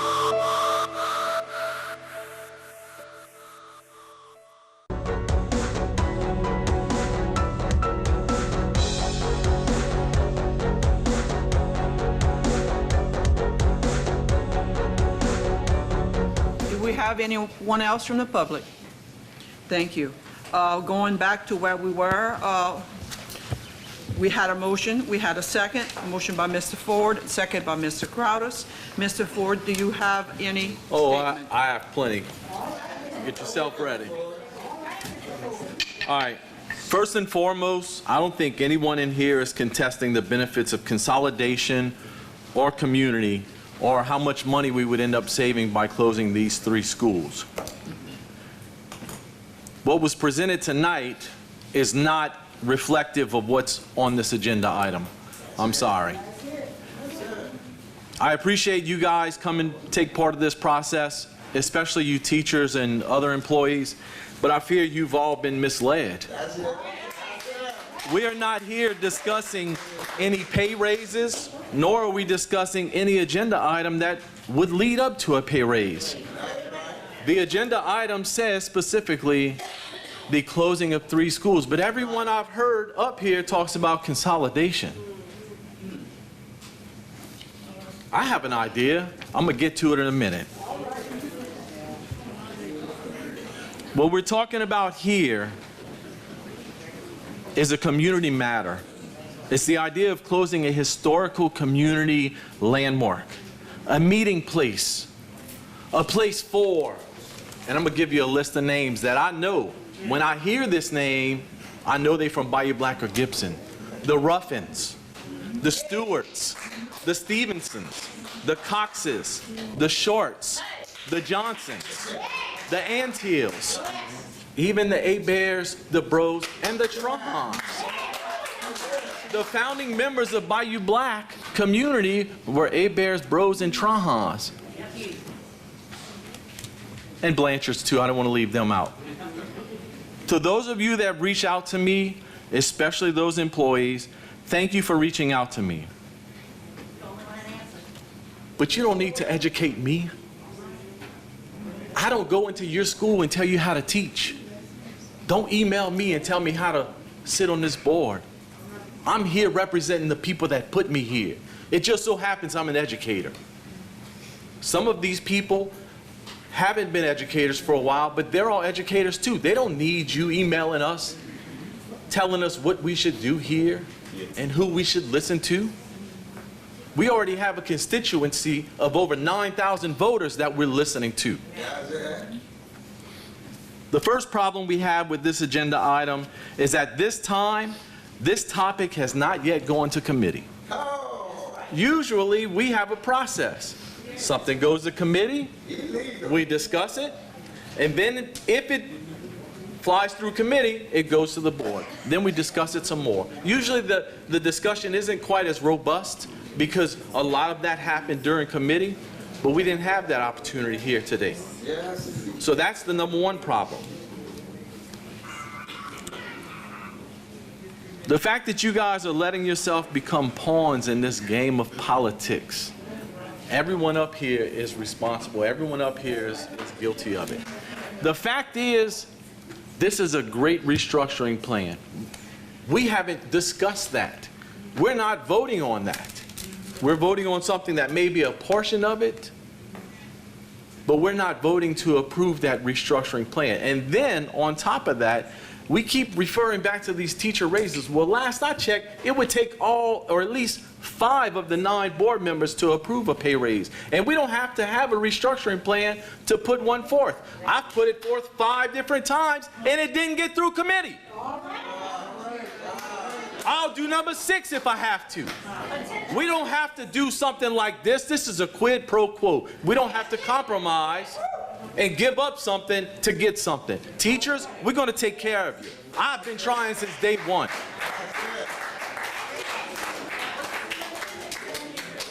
I fear taking this school away from Bayou Black, away from Gibson, and even to some degree Honduras. I love the Honduras school. The location is kind of bad, right? High traffic area, a lot of stuff going on in that region, but we'll get to that. But when you take away these schools, in some cases, the only thing they have in the community. Dollar General made it out there in the last 10 years, but who knows what's going to happen to Dollar General. This is a school. This is a gathering place. This is the heart of the community. I've been sitting on this board for 5 years. Every time I get the opportunity, I tell you about how we built communities around schools. We didn't build schools for communities. We need to keep our communities together, because what happens when you close these schools is you let the darkness in. And when the darkness comes in, the light has no way to go. The light goes away. Can't bring that light back. I'm sorry. Gibson, Bayou Black, Honduras means more to us than that $4,015 for every student that's in. I'm sorry.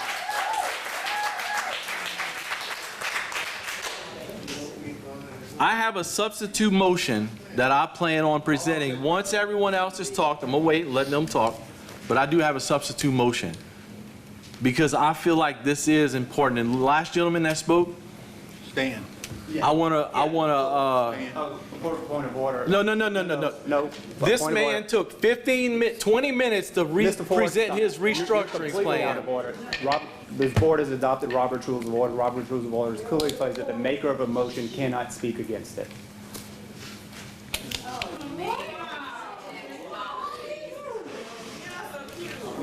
So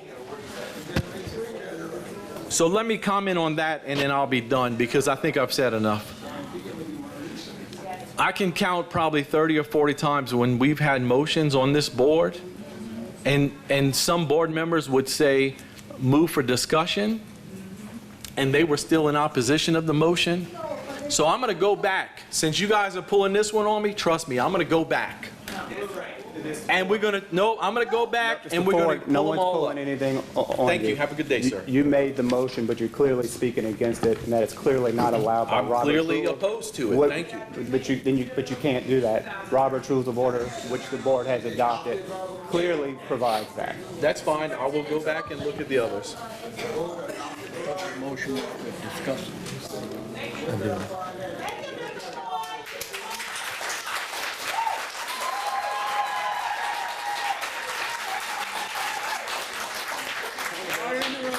Point of order. Sir. I'd like to ask the secretary to read what Mr. Ford's motion was. I thought it was to discuss it. I didn't know if it was for or against. I'm just trying to clarify. He moved the Oh, he agenda did? item. Thank you for the correction, and I just want to clarify that to continue. All right, a person who seconded the motion was Mr. Voisin. Thank you, Madam President.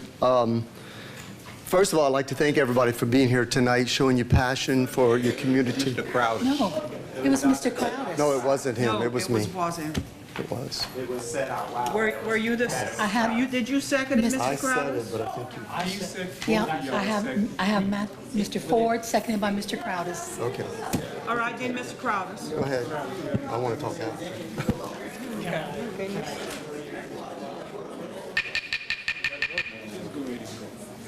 Mr. Crowder. Thank you, Mr. Ball. Okay. So there's an extreme amount of passion on both sides, obviously. You know, we've heard a lot tonight from the opposition side. I can tell you as a school board member over the last couple of weeks or so, I've heard opinions on both sides. I've heard people phone calls, text messages, emails from people giving opinions with valid reasons for their opinions. So then the question comes, what do you do in that situation? Right? You've got voices on both sides.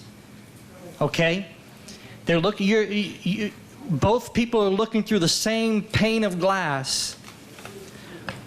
One person's looking from the side of glass, looking out this direction. Another person's looking on the other side, looking in this direction. They're both looking through the same pane of glass, but they're both seeing different things. Prior to becoming a board member, I sat in coffee shops, I sat in restaurants, I sat in friends' homes, listening. I've been in Terrebonne Parish I'm not an original Terrebonne Parish member, but I've been here since the military, service in the military. I've been here over 30 years. I've listened to the community talk about Terrebonne Parish and that things need to change in Terrebonne Parish to better the education system. We need to figure out ways how to get teachers into Terrebonne Parish so that we can educate our kids so that they can move on. We need to figure out ways how to give raises to teachers that are sorely needed. I got on the school board and I learned about this task force plan. I looked at the task force plan, said that seems like a fairly decent plan.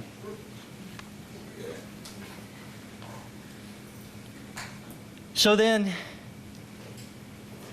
you've got all these questions, people wanting these answers, people wanting a better Terrebonne Parish. Well, this is a plan that when implemented improves the system for the parish as a whole. I just want to read some numbers, okay? I just want to read some numbers. First, I'm going to start internationally, and then I'm going to come down locally. On the last international exams, the United States of America placed 13th in reading literacy among 60 different nations in the world. That same 2018 assessment, United States ranked 37th in the world in mathematics. We ranked 18th in the world in science. Here's a 2017-2018 article from Brookings Institute where they talked to foreign exchange students who came from different countries to the United States. 89% of those foreign exchange students says America's education system isn't all that great. Vice versa, we've had American students go to the other countries and say, theirs seems to be working much better. Now on a local level, these are the statistics for Terrebonne Parish. 66% of our kids cannot score 50% proficiency on the 4th and 8th grade LEAP tests. 50%. when I was in school, 50% was a flat F. And we've got 2/3 of our kids that can't even reach 50% on the 4th and 8th grade LEAP tests. Only 1/3 of our kids in Terrebonne Parish are making that score. So the question is what do we do? Superintendent Orgeron has put forth a plan. He's put forth a plan. It is a plan. It is a plan. He is putting forth a plan that will put the best teachers in the classrooms for your kids. So when he talks about loving the kids and being for the students, you can love kids in more than one way. You can provide them with the best educators. You can provide a situation where the best educators are going to want to come to your parish to teach your kids. That's part of what this plan talks about. The other part of this plan talks about what do we do with college and career. I hear college and career all the time. College and career. Well, what makes somebody college and career ready? Is it not a strong foundation in mathematics? Is it not a strong foundation in science? Is it not a strong foundation in being able to read, being able to write, being able to comprehend? That's what we're going to focus on. We've got to get our kids prepared because the last time I checked, whether you're a plumber or whether you're a neurosurgeon, you've got to know math. Whether you're an electrician or whether you're a welder, you've got to know math. You've got to know how to read directions. Our education system in Terrebonne Parish has to improve. This is a plan that improves the educational system for the parish as a whole. Mr. Wozniak.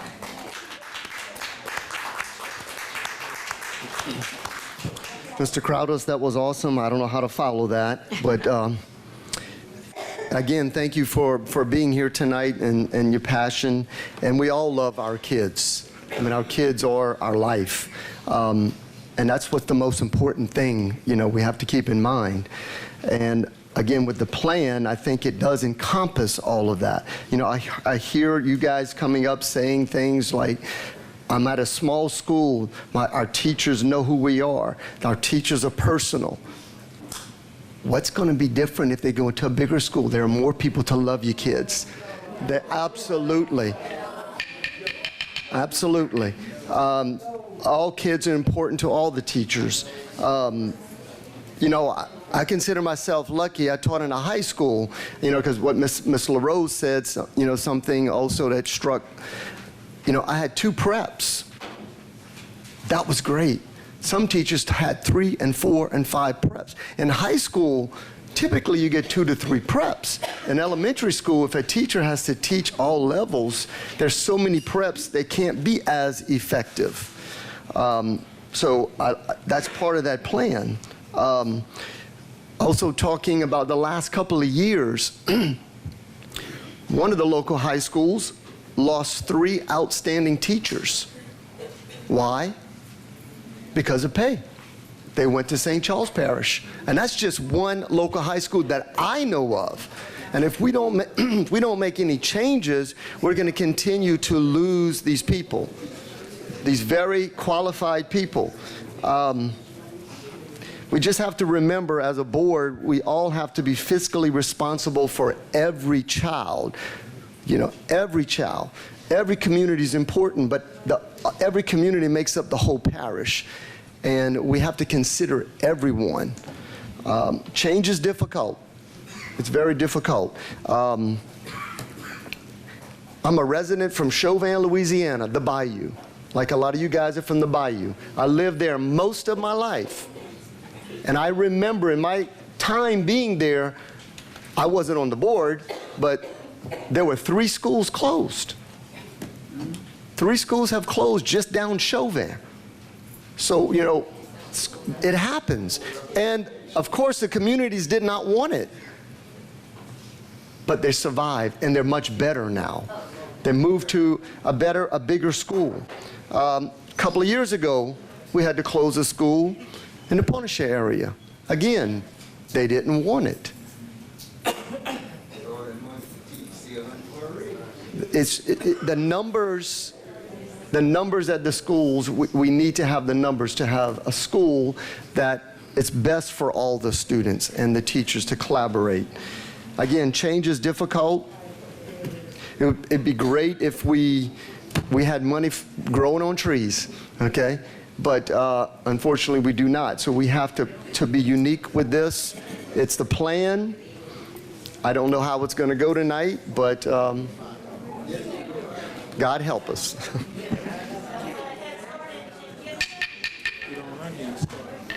Any other board members? Yes, ma'am. Mr. DeHart? I hope y'all packing a lunch.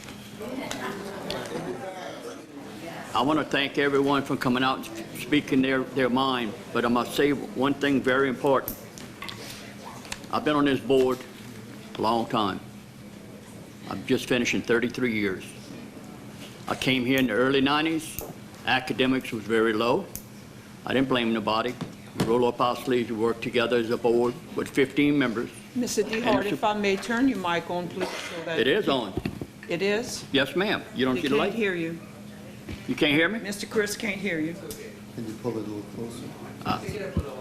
I'll bring it a little closer. How's that? Thank you. Thank you, Mr. President. First of all, I was involved in many, many problems, and we've succeeded. Because right here, what I'm showing right here, I got this from staff. It was part of my research because I had to hear it from the phone on the proposal that was given to the principals, and the parents is the one who called me. I have always felt I represent Terrebonne Parish, not just where I was elected. I worked with, this is my 7th superintendent, and I respect all of them. But I can tell you, out of all 7 superintendents, one gentleman said to me last meeting, Mr. DeHart, you're the most demanding board member that I've ever had to work with. But I've enjoyed it because it was for the kids. It wasn't for you. I'm very fortunate to say that I'm termed out after this term. There's a couple others on the board that's going to be termed out. But I have enjoyed the progress we've made over the years. And I didn't do it. Our teachers, administrators, and our staff work together with the board. What I want to say to you today is that it's not just what y'all said about the communities. I'm a community-oriented person. But the thing that drives me the most is the academic success. And a previous board member said one thing very correct. I was going to bring it up about the LEAP. Kids, whenever they have to take a big test, feel pressure. You put a kid in pressure, they don't make the right decision sometimes. They panic. And listen, instead of skipping something if they hesitant on something, we always try and tell them, even on the exit exam for a senior graduating, skip it and come back to it, because if you don't answer it, it's considered wrong. So we all make choices. The choice I made to sit on this board is to make sure the academic success is there. I'm going to tell y'all that no matter what y'all believe about what I'm saying, PT ratio is very important to me. We have a governance from the state of Louisiana. But I want to make a comment, just like we all have our difference of opinion. Right now, the state of Louisiana is short certified teachers. I know that to be fact. But at the same time, people that's in the school system right now, once they retire and leave the system, they can't come back to work for us, and we lose a valuable person. I'm hoping legislature hears my call, because I've been working with some legislators right now to see if there's anything that can be done. I'm not here to change the retirement system or I just want to have the value that all the private sector have. I'm not complaining that they went to the private sector, but we have some private schools in Terrebonne Parish right now that have most of our retired teachers that missed the job and was dedicated to educating. And all I'm saying to you is that I'm very proud to say those teachers that retired could have came back for us, but there was a limit or you had to freeze your retirement. I'm not no expert on retirement, but I'm going to be very brief on this. Whenever they left the public system and went to the private sector, they can make a full salary because they're not in the retirement system. All I'm saying, there's some value. So if you want to fix the teacher problem, there maybe are some other options. And I can see somebody out in the audience shaking their head, but I got news for you. The one that's shaking their head, I've seen some good things, and I've seen some things that should have been done that wasn't done. So I look at all of us. We're all to blame if we can't fix a problem. And all I'm going to say to you that the 3 schools that we're talking about, I saw the academic success. I've been visiting those schools, not just because of this issue. And I'm telling you right now, dedicated people are doing a good job.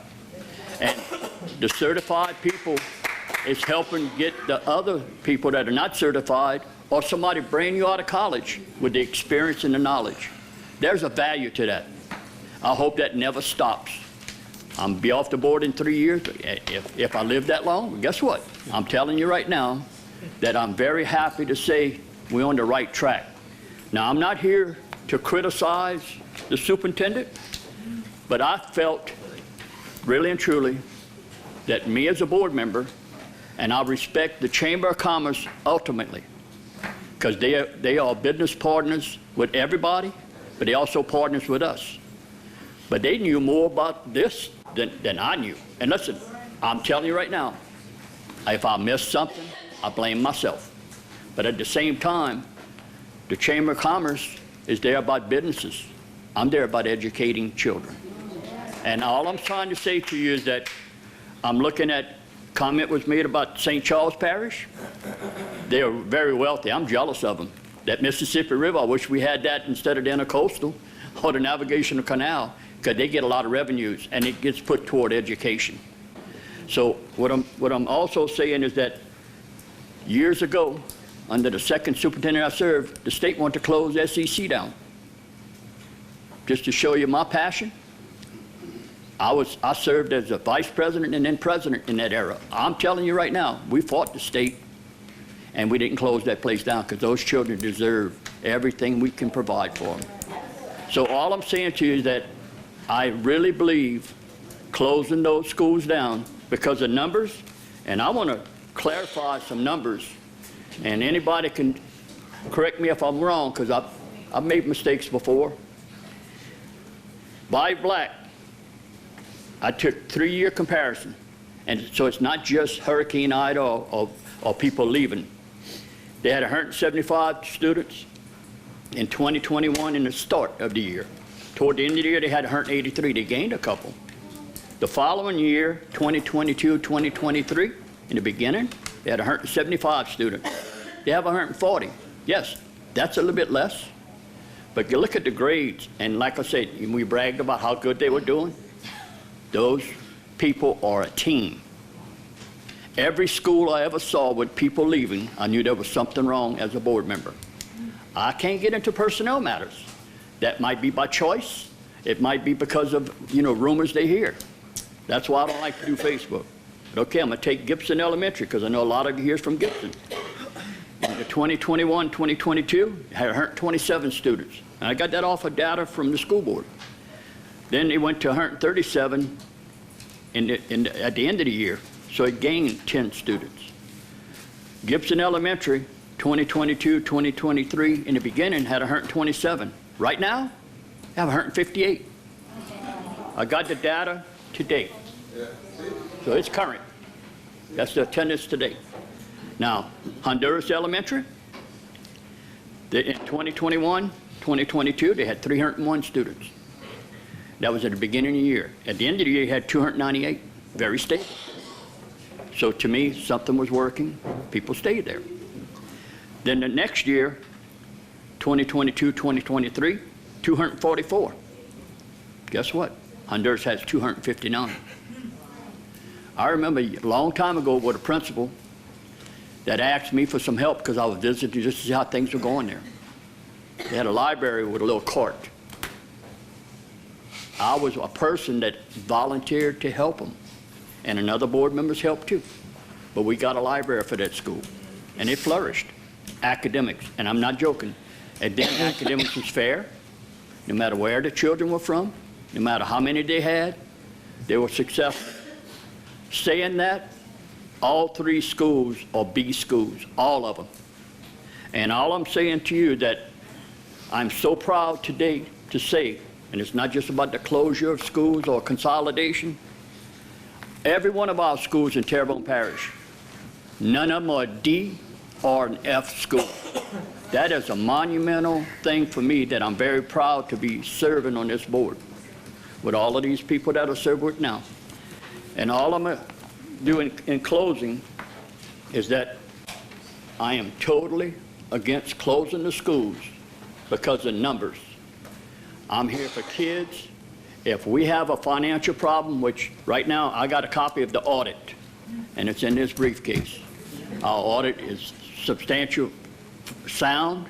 Our staff is doing a good thing on managing money in this board, and we're adopting budgets. We review budgets. And all I'm saying to you is that I believe if there's a need, we can put our heads together, not work separately, but share that through the committee process. Share that with all of the board members. And look, we're going to have different ideas, or we're going to come up with different suggestions. If something we try don't work, it's our job to make it better. It's our job to work with the superintendent or to say, I disagree with your plan. And today, I disagree.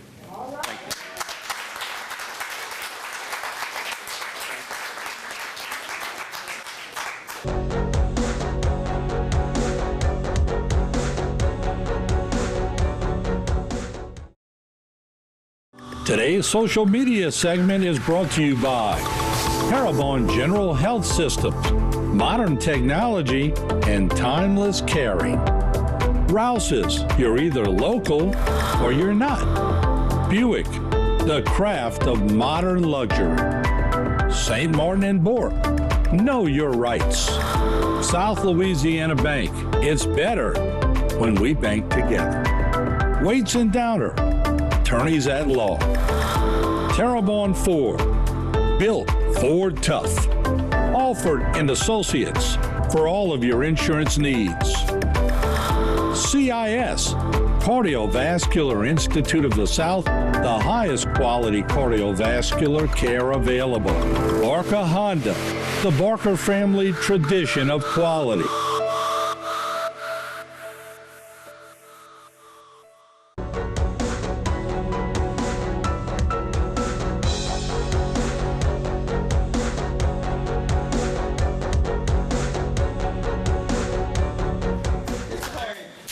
Yeah. Thank you, Dr. Trahan. Again, I would like to thank the public for coming out tonight to discuss this very important issue that we have before us. It's not always easy to make decisions. I looked at this petition list that was brought to me, and I know most of the people on that list. I guess you can say the reason why I know most of the people on the list because I represent the Gibson area. I was elected to represent you, regardless of how I feel about the plan, personally. I feel that my vote needs to be cast with you. I want to be a voice for you. I am your voice. But also, my personal opinion is that I think the superintendent and his staff have put forth a plan, personally, that's trying to do something what's best for the system as a whole. You might not agree with that. You might not agree with that, and that's okay. It's okay to disagree, not to disagree. I ain't got no problem with that. But me as a school board representative, I know all the inner workings, I know all the numbers. Personally, I think it's a good plan, but guess what? I represent you. So I'm gonna stand with you. I'm gonna stand with you. But I don't think, and this is me, I might be stepping on a limb, but I don't think that the criticism that he's receiving is fair. He is a superintendent. Listen, he is a superintendent. He is a superintendent. He's doing what he thinks is best for the district as a whole. And I can sit here and say that and not support him because I feel that way. I feel that way. Now, what he is doing, what he's trying to do, what we all don't want to hear, okay? He's trying to circumvent things so that, now, well, can you all want to give teachers pay raises? Okay, one of the easiest way to do it, you can go to Texas right now and pay higher taxes. Do we want to pay higher taxes? This is a way of not paying higher taxes. This is what he's doing. I'm just trying to give you an example. Whether you agree with it or disagree with it, this is what he's trying to do, and this is what his staff's trying to do. We're always hollering about paying teachers more. Where the money going to come from? It's got to come from somewhere. It got to come somewhere. So I just wanted to let you know, I just want to go on record. I just want to go on record saying that my personal feelings, I separate that because I represent District 2, and that's part of Gibson and Bayou Black. So I'm not going to support this motion or support this plan tonight. All right, thank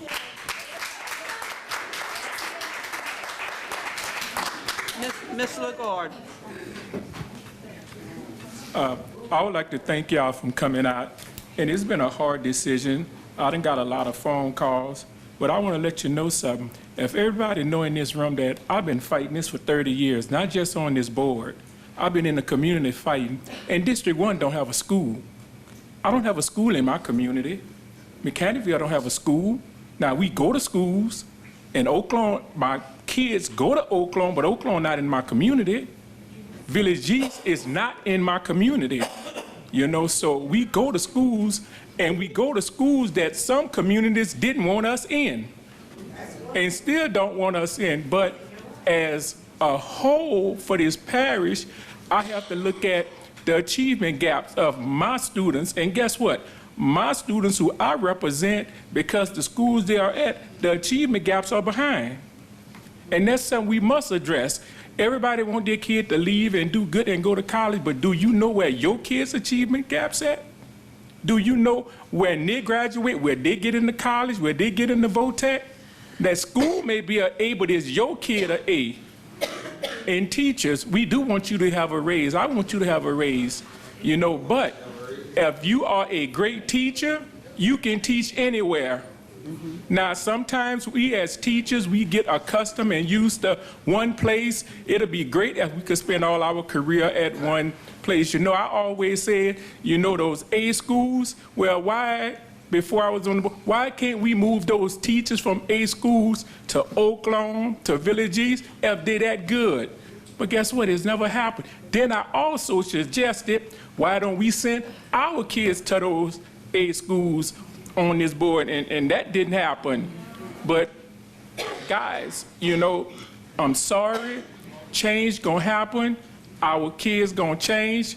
They're gonna go to different schools. They're gonna graduate. We're gonna end up at the same high schools. And I understand about the community, that you feel comfortable in your community. I feel comfortable in my community, but guess what? None of me or my kids had a school to go to in their community. None of them. And then, unfortunate, the schools they went to wasn't A schools or B schools. My sons graduated from a B school because when he went to Eleanor, Mr. Butler, with all that work, the school became a B. But before that, every school they had was a C or D school. And we had to work hard to make them graduate high school and college. But guys, whatever happened tonight, like I told the people down in Greek, you be with your kids wherever they at. Because remember, at the end of the day, we one parish. Now, if we want to be divided by communities, that's going to set us back. I wish we could have well, I'm not divided by communities because I fight for every kid, you know. Now, I would love for my kids to have community schools, but as a whole, let me tell you another thing. If we lose certified teachers, you're going to lose your school in a few years. If we don't have the certified teachers or we don't have the money, What you think gonna happen in 3 to 5 years? You won't have a school, period. So this fight will be mute. I understand you want it, but guess what? As a whole, now, we may be divided by community, but guess what? We, Terrebonne Parish as a whole, and that's what we have to look at. You know, and unfortunate, you know, I'm in a worse position than any of y'all. I sat on this board, but my wife's school is on the chopping block. As the young kids say, I got to sleep with the op. That's what the young kids say. I got to sleep with the op. But unfortunate, that can't, you know, I have to do what my constituents want to do, and all of my constituents, I done got calls, but at the end of the day, they're like, look, we want better schools for our kids. I don't care where they at, I want a better school, because Terrebonne Parish is not that big where they can't go. Also, I would like to have a raise.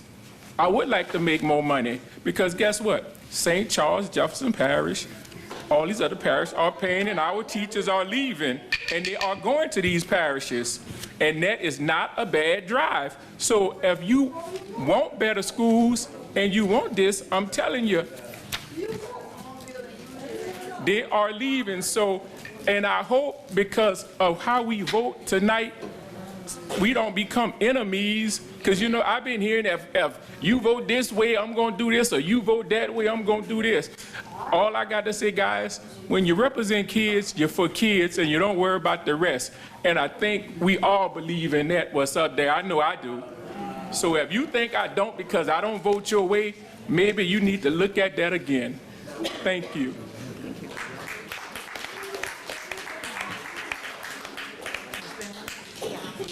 Ms. Benoit. Yeah, thank you, Dr. Trahan. Order in the room. You know, this is a really difficult situation, and if you look at one side, you look at the parents that have talked tonight, and thank you for coming and sharing your opinions tonight, then you're for the parents. If you look at what our administration came and presented in front of us tonight, then you're for what the administration says. And you understand that the way that they presented it, they're for the kids, and it's going to make the kids better. So you know, both sides, if you just look at one side, you're for that side, that one side. But you have to look at it holistically. And the way that I see it, and I think one of the parents said it tonight, that we're in this situation not by our own doing. If we were 5 years ago, we wouldn't probably be in this situation. I think the hurricane did a lot of damage for us. It migrated people and shifted populations, and that's why we have less students in our school. But I think the number one issue that we had that has done most damage is COVID, that gave us the achievement gap. And that's what we're dealing with primarily, is the achievement gap. And if you listen to what administration said tonight and how building bigger, better schools, having more shared resources, having more communication amongst teachers and sharing of ideas, that's for the kids. And if we don't do something, because this is desperate, we have to do something different than what we've done before. If we continue to do the same thing, that gap that the kids received through COVID is going to just widen more. So I just don't see how we can continue to do the same thing that we're doing and expect different results. We have to look at a new plan. If the plan doesn't work after a couple of years, then we'll have to look at something else, but we have to give it a chance. Thank you. Order in the room. I call for question. Thank you. If everybody's finished, I call for a vote. Mr. I just have one last comment, and this is not in opposition or in favor, but I just want to remind everyone that we're only voting on what the matter is at hand. We can't do so with this pie in the sky dream that we're going to have everyone getting raises and everyone's going to be an A school, an A student. We are voting strictly on what is in this recommendation. Everything else to that is subsequent. It may be secondary, but we can't guarantee anything beyond what we're voting on right now. Thank you. Thank you. We have a call for the question, which means it's a motion to have an immediate vote. Do I have a second? A second. Second. Do I have any public comment? Do I have any objections? Roll call vote. Roll call vote has been called for.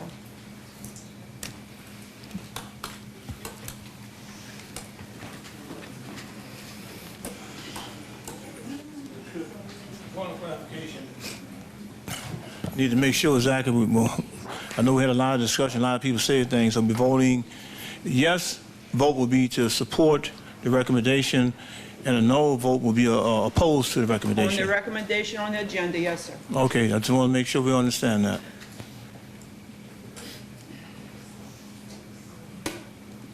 All votes are in. 3 objections. Mr. Dehart, Mr. Ford, and Mr. Harding. Absent, none. The final vote is 6 yeas, 3 nays. And the recommendation passes.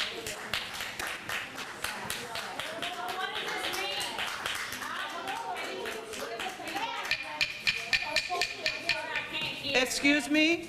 Quiet in the room. It means that the recommendation as read on the agenda has passed. This was not easy. Nothing about this is easy. And I understand the emotions. I truly understand the emotions. But I think the vote indicated, and it was said tonight, that we're making decisions on the whole of Terrebonne Parish schools, not small community decisions, but on the bigger scale. And I think that's what the vote indicated, that people see that this plan, this is only part of a plan. I mean, there are 2 other parts to this plan that we really need to kind of implement, but this is the beginning of increasing the amount of certified teachers and addressing a very significant problem, which is we have a declining enrollment. I mean, there's no doubting we're losing students. And what happens, as I presented, you lose kids, you have small schools, small class sizes, empty classrooms in a lot of schools. And when you have empty classrooms, you got to make a decision. Do we not look at that as an option to place kids and build new or combine elsewhere? It doesn't make a whole lot of sense when I look at that, when we have 20 rooms in some schools that are empty, ready to receive kids that are going, follow this, when they're going in the same direction that they'll eventually go to Evergreen Junior High and H.L. Bourgeois. So we're not bringing kids, or not proposing that they go to a zone or a school system or high school or junior high for that matter. That's not where they'll be going. They're merging earlier with kids that they'll be with eventually. So it says a lot that the board understood the bigger picture. Any timeline on the bigger picture as far as like rolling out other aspects of it, like the teacher pay raises and... No, we'll see what happens December 19th. I'll present a proposal to the board and we'll see how that goes. So we'll go from there. We'll keep you informed each step of the way.